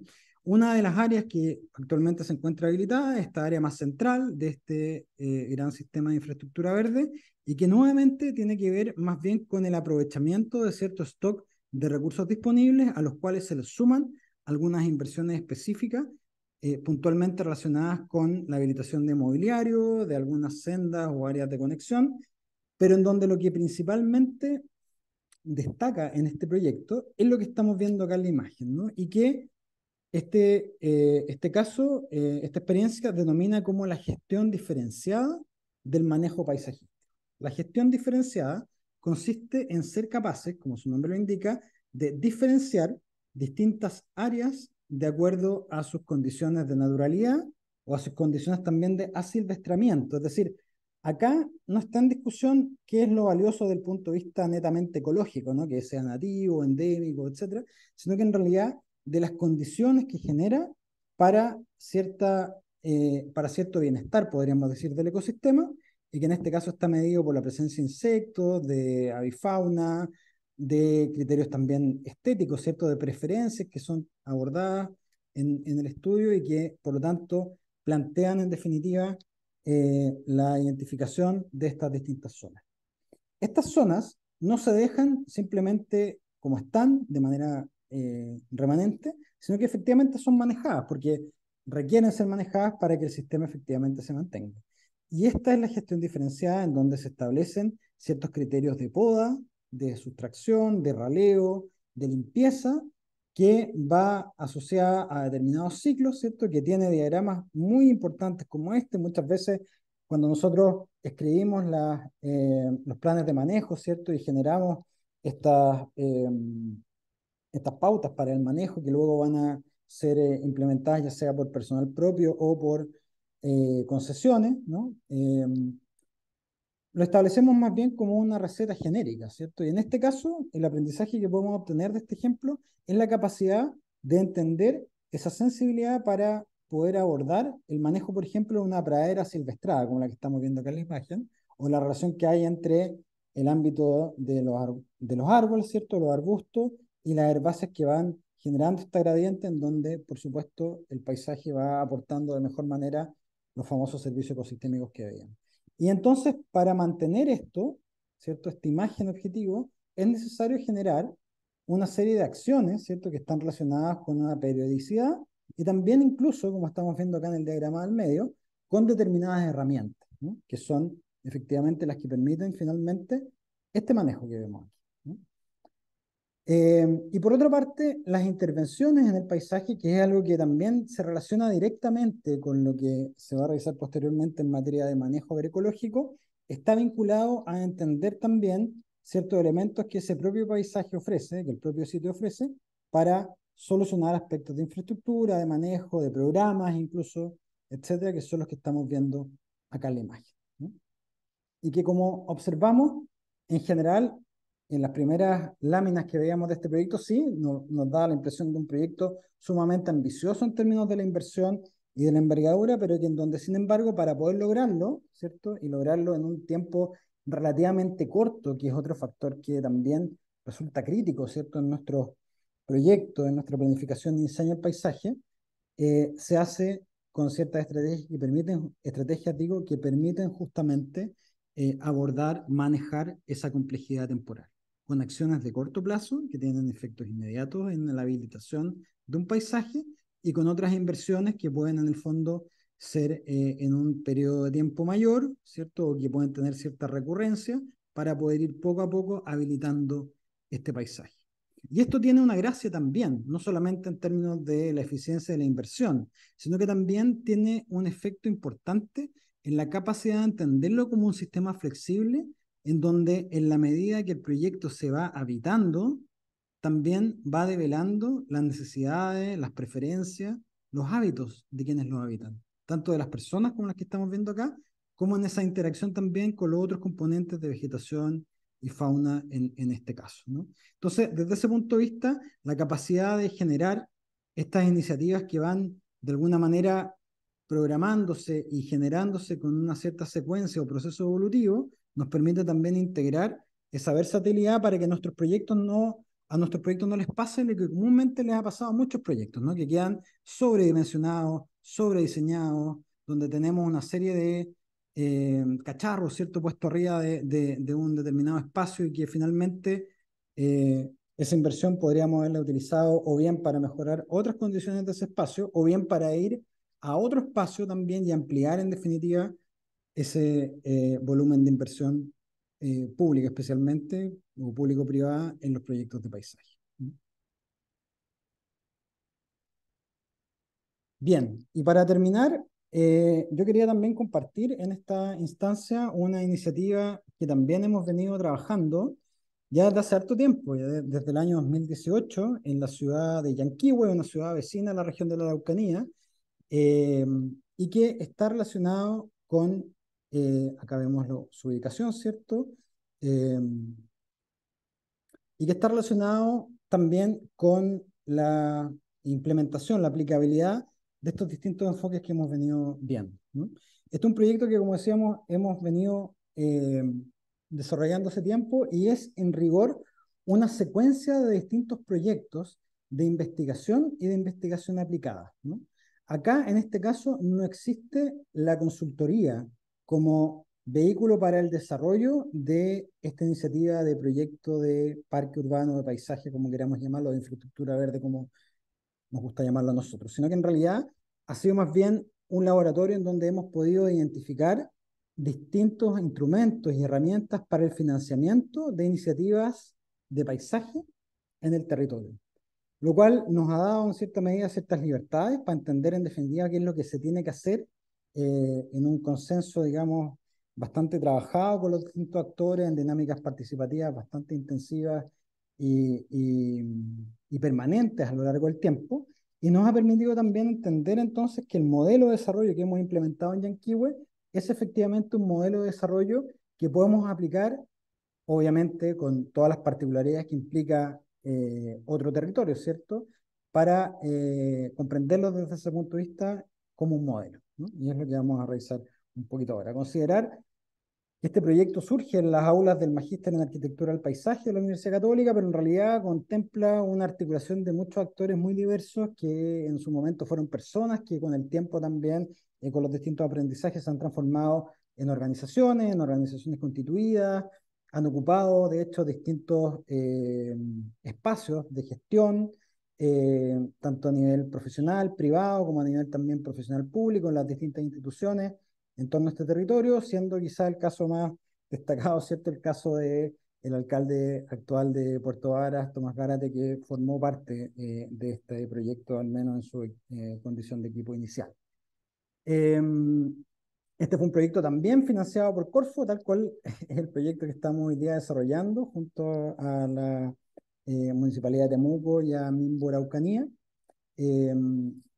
Y bueno, esta es una de las láminas originales del proyecto que yo les traje para ver también un poco cómo dialogaba, ¿cierto?, con estos enfoques y con lo que hoy día estamos abordando ya algunos años después en estas mismas materias, ¿no? Y por lo tanto, entendemos que es relevante poder comunicar esta iniciativa desde la perspectiva de entenderlo como un modelo posible que justamente permite generar iniciativas de proyecto no necesariamente solo dependientes de los presupuestos sectoriales, principalmente el Ministerio de Vivienda y Urbanismo, ¿cierto?, que son los que dan lugar a las áreas verdes en general o al presupuesto propio municipal, sino que también a la capacidad de apalancar otros recursos, en este caso, por ejemplo, del gobierno regional y también de la articulación público-privada, como vamos a ir viendo a continuación, ¿ya?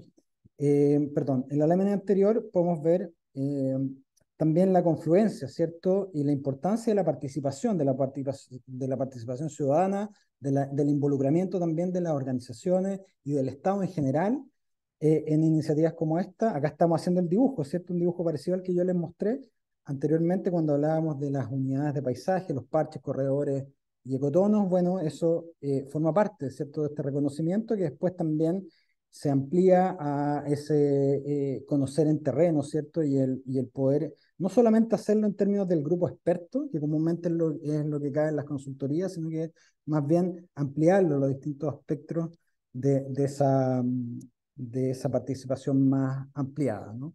Esto también lo hemos visto es decir, no es necesariamente algo en lo cual la consultoría esté atado, sino que también existen muy buenas consultorías que han ido innovando en materia de participación ciudadana, ¿cierto? De empujar los límites, de entender una participación que se involucra efectivamente y que es responsable en definitiva de las decisiones de los proyectos. Yo creo que dentro de eso el caso del Parque Urbano de la Gautín y el trabajo que hizo ahí, bueno, la colega que está acá hoy día conectada, Verónica, y Karina también en su momento, es uno de los ejemplos interesantes y en este caso, de alguna manera también hemos tomado cierto aprendizaje que desde esas otras prácticas podemos en el fondo reconocer, ¿cierto? Pero es importante desde ese punto de vista entender que la participación ciudadana no es una instancia de solamente conjunto de reuniones que se establecen necesariamente como parte de un encargo hacia un determinado proyecto, sino que tiene que ver con la necesidad de un involucramiento que es genuino y que justamente está relacionado a esa dimensión de lo público, que está muy vinculado a los proyectos de parques urbanos y áreas verdes. Bueno, en este caso en particular, nosotros definíamos una suerte de receta, ¿cierto? Que estaba relacionada con poder en el fondo operativizar esta visión de infraestructura verde bajo los cánones y las posibilidades que a nivel local se establecían para poder llevar adelante la iniciativa. Y acá aparecen estos 6 puntos, ¿cierto? Que han sido como parte de esta receta clave, que tiene que ver con la identificación de las piezas o unidades de paisaje, asociada a ecosistemas, equipamiento, infraestructura, ¿cierto? A una serie de servicios ecosistémicos que favorecen la calidad de vida urbana en términos de sustentabilidad y resiliencia, a una estructura espacial articulada y continua que va a conectar las piezas y que por lo tanto ahí es donde está justamente la inversión, ¿cierto? La inversión de aquellos elementos construidos que van a activar, podríamos decir, estas distintas piezas que reconocemos. Y por lo tanto, en definitiva, esta estructura espacial va a conformar una cartera integrada de proyectos de inversión para activar estos usos y servicios. Reconocemos también desde ese punto de vista el componente de la comunidad activa, que no solamente tiene que ver con una declaratoria conceptual, sino que esta comunidad es la que se organiza en torno a los espacios y a las unidades de paisaje. Muchas veces toman la forma de juntas de vecinos, de distritos, de establecimientos, ¿no? Que están vinculados de una u otra manera a una determinada unidad de paisaje, a un humedal, por ejemplo, a una zona de bosque, o a un borde de estero, o a un borde de río. Entonces, la comunidad también va tomando forma, y tal como ocurre con los distritos de votación o las propias juntas de vecinos, ¿cierto? Este reconocimiento y este dibujo de la infraestructura verde también va identificando y reconociendo esos distintos componentes de actores sociales. Y finalmente el modelo de gestión, ¿cierto? Que en realidad involucra todo lo que les estoy contando para el financiamiento y la gobernanza del plan. Aspectos clave, y que acá aparecen muy resumidos en esta imagen, ¿no? Que tiene que ver con los estudios necesarios, ¿cierto? Algunas veces tenemos estudios previos, otras veces no tenemos. Hay también una capacidad de generar esos estudios in situ, en terreno. Hoy día la documentación ambiental que existe en las bases de datos del Estado es sumamente importante y eso también se puede complementar, obviamente, con las destrezas propias de los equipos profesionales que participen de estas iniciativas, ¿no? Esta lámina resume también 3 aspectos que son claves, que son parte como de la declaratoria, este nuevo enfoque de planificación y diseño del paisaje, y que tiene que ver con 3 indicadores, podríamos decir, que están relacionados por una parte con los metros cuadrados de áreas verdes por habitante, que si bien para efectos propios de los objetivos del proyecto no era importante, sí lo era para los actores principalmente políticos que participaban en definitiva y que tenían la tuición del territorio. Para ellos, la discusión sobre los metros cuadrados de áreas verdes por habitante era un factor de competitividad, ¿cierto? En el buen sentido, en el sentido de posicionamiento de la ciudad, y por lo tanto había ahí un componente relevante. El segundo parámetro tiene que ver con los costos de inversión, es decir, cuánto se gasta en proyectos con este enfoque versus lo que habitualmente se gasta en proyectos más bien tipo, ¿cierto?, de espacios públicos urbanos. Y finalmente, también lo que mencionábamos en el último caso internacional, el tiempo de formulación, diseño y ejecución, es decir, la capacidad de obtener, como bien dice este colega del cual realizamos el proyecto, Martí Frank, ¿cierto?, las victorias tempranas, ¿cierto?, la capacidad de poder en el fondo incidir con pilotajes, con proyectos que puedan, en definitiva, activar un plan de esta envergadura, ¿cierto?, con acciones concretas en el corto plazo y, por supuesto, en el mediano plazo. Desde ese punto de vista, entonces, veíamos acá un ejercicio que era similar al caso de Vitoria, como habíamos analizado anteriormente, de la amplificación de las áreas verdes, ¿cierto? Y por lo tanto, a partir de este cambio de enfoque, de poder, en definitiva, habilitar un volumen de áreas verdes relevantes que sí genera efectos significativos, por supuesto, en la imagen y en la competitividad de la ciudad para los fines políticos, pero también de manera concreta, ¿cierto?, en el bienestar de las personas y del ecosistema urbano.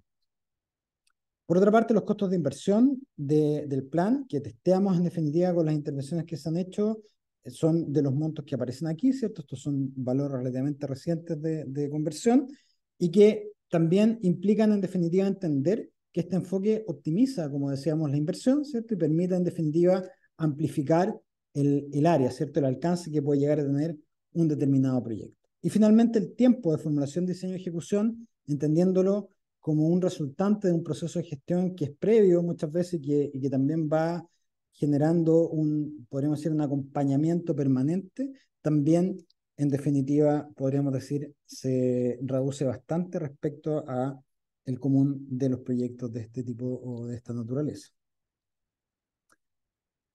Desde el punto de vista del stock de recursos, por supuesto que la inversión también está puesta en otra parte, ¿cierto? Está puesta en el reconocimiento de los distintos componentes, de las distintas problemáticas y potencialidades que se identifican en estos distintos áreas de paisaje y que finalmente tienen que ver con estos componentes que van, en definitiva, priorizando acciones en determinadas áreas, entendiendo que esas áreas responden justamente a las figuras más importantes que veíamos en la primera parte de esta clase, asociadas a los parches, a los corredores, a los bordes y a los ecotonos, ¿cierto? Y en materia de componentes del paisaje también el reconocimiento de estos distintos componentes, y es maravilloso, ¿cierto? Porque estamos hablando de una ciudad, no estamos hablando de un área silvestre, no estamos hablando de un área protegida, estamos hablando de una ciudad en la cual, de hecho, parte de quienes se sumaron al proyecto llegaron porque andaban buscando al Siete Colores, que anda por ahí, ¿no?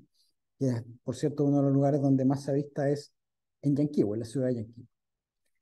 La imagen objetivo que siempre contribuye, ¿cierto?, a estimular ciertas iniciativas de participación, de acción, de involucramiento, y que en definitiva fueron co-construidas en este caso con la comunidad a partir de una serie de talleres, de workshops que justamente tenían que ver con sesiones plenarias, ¿cierto?, en donde explicábamos más o menos lo que estamos conversando en esta clase, para luego pasar a ciertos grupos más focales, al reconocimiento de estas ciudadanías en torno a los humedales y las otras unidades de paisaje, para ir con ellos trabajando de manera más específica, apuntando también a los distintos estratos, ¿cierto?, y a los distintos grupos que también contribuían en definitiva a posicionar este plan, para qué decir la importancia de las niñas y niños, ¿cierto?, de lo que nosotros como denominábamos las ciudadanías de infancia en torno a la infraestructura verde urbana, que da como, en definitiva, resultado un plan, ¿cierto?, que se estructura a partir de estos tres objetivos simples, objetivos que uno puede comunicar verbalmente, que casi se pueden como serigrafiar, ¿cierto?, o grafitear, y que nos hablan de esa síntesis que permite explicar un proyecto complejo de manera relativamente simple, que es muy importante: restaurar, habitar y conectar, ¿cierto? Los tres objetivos estratégicos, perdón, que da lugar luego a 4 ejes de planificación y diseño que están relacionados justamente al ordenamiento de las carteras de proyectos de inversión. Esos ejes están relacionados a la movilidad peatonal y accesibilidad universal, conectando a la vez también con los requerimientos de infraestructura, ¿cierto?, y de servicios que permiten entender a este plan y al proyecto de paisaje, ¿cierto?, como una infraestructura multipropósito, y por lo tanto, al entenderla de esa manera, apostar también a la gestión de fondos intersectoriales, ¿cierto?, de más de una cartera, podríamos decir. Entonces trabajamos con fondos de inversión MOB, trabajamos también con, bueno, Sectra, con MIMBU, con Medio Ambiente, por supuesto, con el gobierno regional en su minuto. Entonces, la cartera de proyecto también es, en definitiva, la clave del modelo de gestión que amplifica justamente este stock de recursos, ¿no? Movilidad peatonal y accesibilidad universal, hidrología urbana y gestión del ciclo del agua. Ahí tuvimos largas conversaciones con MOB y también con Servius, ¿cierto?, para poder habilitar ciertos pilotos que permitieran que, aun cuando estuviesen fuera, entre comillas, de norma, pudiesen ser testeados y que finalmente luego se formalizaron. restauración ecológica de sistemas naturales urbanos, ¿cierto? Principalmente de los bordes, y el equipamiento y programas de espacio público que tenía que ver con medidas, podríamos decir, más convencionales, ¿no? Y acá la cartera de proyectos que podemos verla, yo creo, mejor en las distintas imágenes. Esto da lugar entonces a la priorización de este plan a partir de estos distintos proyectos que estamos viendo acá, que abarcan, como decíamos, este amplio espectro del sistema de infraestructura verde urbana, y en particular lo que vamos a ver ahora son los resultados de este proyecto piloto, que es el proyecto que se implementa entre el año 2018 y 2019, y al cual le han seguido otras iniciativas de inversión y también le han seguido otros estudios y otras iniciativas de proyecto que también van de la mano de fondos sectoriales, por ejemplo, otros parques más amplios que hoy día ha estado licitando Mimbu, otro parque de borde lacustre, perdón, que ha estado manejando MOP. Es decir, la cartera de proyectos implica en definitiva que distintos actores son capaces de poder asimilar la gestión y el desarrollo de esos distintos proyectos. En este caso, humedal, ¿cierto? Este componente que estamos viendo acá, ubicado en la zona superior, tenía distintas razones por las cuales se le escogieron, pero la principal era la vulnerabilidad de la población circundante ante la inundabilidad que generaban los episodios de precipitación extrema y el excesivo deterioro, podríamos decir, del propio humedal como ecosistema, ¿no? Desde ese punto de vista se desarrollan una serie de estrategias, primero diseñadas como podríamos decir en laboratorio, ¿cierto? Desde un punto de vista conceptual. Posteriormente comenzamos entonces un trabajo de diseño para la implementación de estos prototipos, en donde, tal como decíamos en algún momento, ¿cierto? Los distintos componentes y elementos en materia de componentes bióticos, abióticos y antrópicos son coordinados, ¿cierto? Para poder generar objetivos y propósitos en común. ¿Cuál es el objetivo? Básicamente el restaurar, ¿cierto? Es decir, volver a generar una funcionalidad ecológica y en este caso hidroecológica del humedal, ¿cierto? Y de las comunidades de flora en torno a él, entendiéndolo a la vez también como un potencial reducto de hábitat, de fauna. Por otra parte, la capacidad de conectar, ¿cierto?, a los vecinos, en este caso a la comunidad, con este espacio nuevamente. Cuando nosotros llegamos, los vecinos solamente nos pedían dos cosas. Uno, era que pavimentáramos de punta a cabo el humedal, es decir, que le pusiéramos en definitiva eh, pavimento, porque culpaban de hecho el humedal de las propias inundaciones que se generaban en sus viviendas, cuando en realidad el problema era lo contrario, ¿cierto? Era que las aguas no llegaban al humedal por un proceso continuo de relleno, que en parte los propios vecinos habían estimulado y que también durante mucho tiempo se había generado previo a las urbanizaciones. Y por otra parte nos pedían que pusiéramos ojalá vallas para que los niños no cruzaran al humedal, dado que había un peligro, digamos, y se comprendía como un área peligrosa, ¿cierto? Este proyecto, en definitiva, lo que hace es, a través de ciertas herramientas simples, podríamos decir, o más bien coordinadas, ¿cierto?, de un grado de inversión estudiado, muy estudiado. Acá los presupuestos de inversión que tuvimos fueron muy específicos, no muy acotados, por lo tanto, cada solera, cada metro cúbico de gravilla, cada bolón prácticamente, cada tabla de lo que pusimos está medido para que efectivamente tuviese ese efecto deseado, ¿no? Finalmente, lo que se hace es generar este prototipo del plan de infraestructura verde urbana con una serie de soluciones que justamente lo que hacen es establecer la relación que el humedal establece con las aguas urbanas en particular, ¿cierto? En materia de retención, tal como veíamos en algunos de los casos de la experiencia internacional, a través de lo que denominamos jardines de infiltración. Claro, cuando recién plantamos o sea, cuando recién, perdón, habilitábamos estos jardines, ¿cierto? Que están anexos a las calles, a la vialidad, en estas áreas que estamos viendo ahí, lo que había eran bolones, básicamente. Entonces los vecinos nos reclamaban de dónde estaba el jardín finalmente, ¿cierto? Porque lo que veían era una cama más bien de bolones de roca y el jardín no aparecía por ninguna parte. Entonces, también en la medida en que fuimos trabajando con la comunidad, damos a entender de que el proyecto requiere, en este caso, por suerte, el clima favorece y en algunos meses simplemente se llega a establecer estas coberturas vegetacionales que hoy día sí tienen distintos juegos en materia de colores, floración incluso, etcétera, ¿no? Y son las áreas de esponja, donde las aguas urbanas se capturan, ¿cierto? Se retienen y en la medida que se van colmatando, van transitando a través de estos canales que estamos viendo acá hacia las áreas interiores del humedal. El uso de los bolones no es casual porque lo que permite justamente es que el agua vaya circulando y a la medida que va circulando se va también oxigenando, permitiendo también parte de ese tratamiento en donde los sedimentos van quedando capturados y lo que va ingresando al humedal, en definitiva, es un agua más limpia. Entonces, tanto los jardines de infiltración o estos bioretenedores, como se denominan también en el léxico del drenaje urbano sostenible, contribuyen a una primera fase de filtración, en la cual también colaboran la vegetación asilvestrada que se va generando en ellos, luego los canales de drenaje que van a través de esta dinámica también de escorrentía accidentada, podríamos decir, oxigenando las aguas para llegar finalmente, aquí vemos otra imagen de otro de los canales, ¿cierto? Que está dispuesta en la otra zona, y finalmente estos canales van llegando a los sumederos, ¿cierto? Que es básicamente, como vemos acá en el plano también, estas áreas verdes más claras, las áreas de restauración y rehabilitación de la vegetación riparia, es decir, de la vegetación de los juncos, principalmente junquillos y algunas zonas de totora,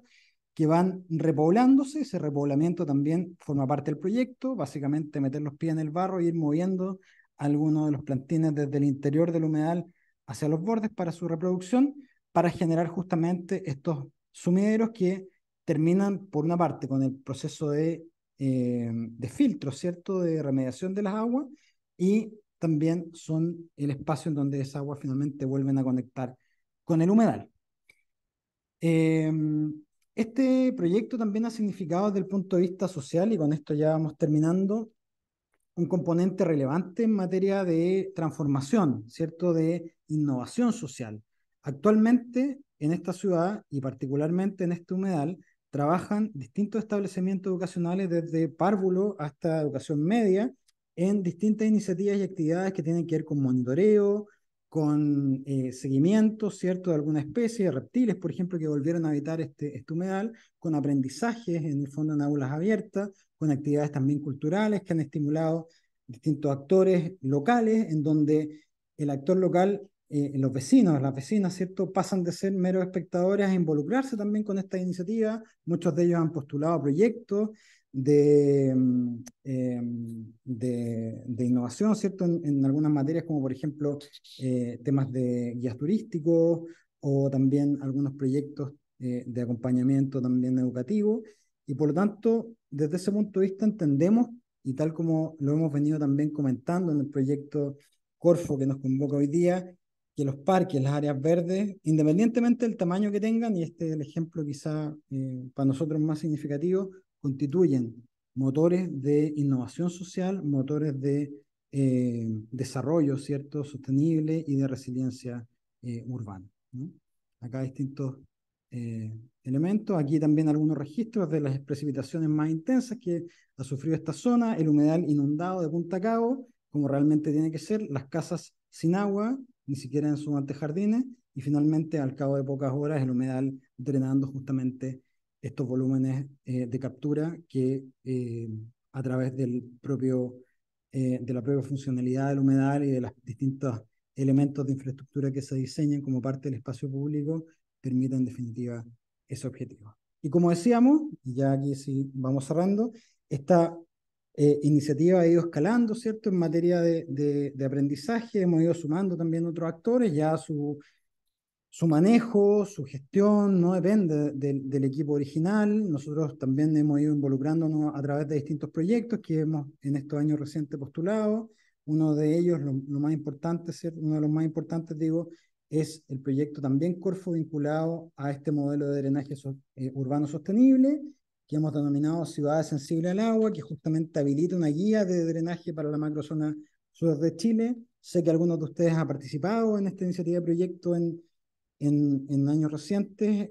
Aquí yo les comparto, para quienes no lo conozcan, esta plataforma. Ustedes a través de este link, que simplemente es googlear Ciudades Sensibles al Agua, van a acceder a las guías que permiten justamente diseñar espacios como los que estamos viendo, como los que hemos visto en el caso de Yanquihue. Finalmente transformamos esta experiencia en un toolkit, ¿cierto?, que justamente favorece esa replicabilidad, considerando, por supuesto, todas las variables específicas que sean necesarias de atender, para poder replicarlo, ¿cierto?, en distintos contextos. Así que, como acá se señala, ¿cierto?, es una invitación a cambiar la mirada, no solamente al agua en particular y a su manejo, sino que también en general al paisaje, ¿cierto? Aquí algunas de las últimas intervenciones, es muy bonito también cómo este tipo de iniciativa luego va dando paso a otros proyectos de inversión, en este caso que tienen que ver con un componente patrimonial, en donde se habilita justamente una ruta de humedales urbanos en la ciudad, que también se comprenden como un patrimonio colectivo, ¿cierto? Y que está justamente relacionado a las últimas intervenciones que se han hecho. Por otra parte, hay un involucramiento, como decíamos, que no solamente está asociado a la participación previa o durante el proyecto, sino que también en el propio modelo de gestión, de mantención.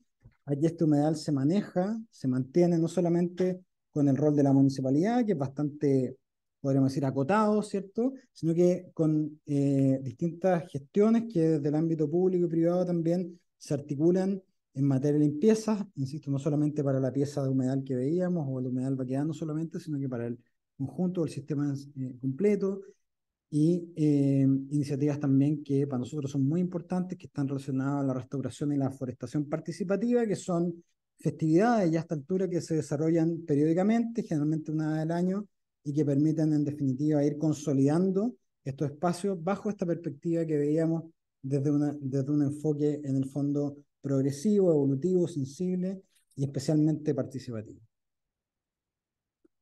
Les voy a dejar, por supuesto, como les comentaba, la bibliografía y material complementario para que podamos también ver de manera más concreta y específica estos distintos casos que hemos revisado hoy día. Muchas gracias.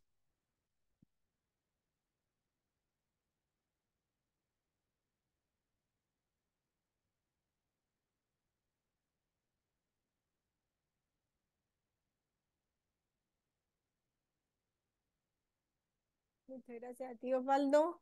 Yo sé que es un esfuerzo hacer la clase desde ya. Y le agradecemos a todos por su presencia hoy día, por permanecer. Sé que se alargó un poquito la clase, pero estaba súper interesante. Así que le agradecemos un montón, Osvaldo. Los dejamos súper invitados para el jueves a las 3, mismo horario, mismo canal. Les vamos a mandar igual, la José les va a mandar el link. Ahí mismo también les vamos a compartir en un correo la grabación de esta clase, así como el primer módulo. Así que todo el material disponible y las consultas, como siempre, abiertos a lo que necesiten. ¿Ya? Los esperamos el jueves a las 3 y le agradecemos su participación. Que estén muy bien. Chao a todos, que estén muy bien. Chao, chao, gracias. Que estén muy bien. Gracias, Osvaldo. Igual.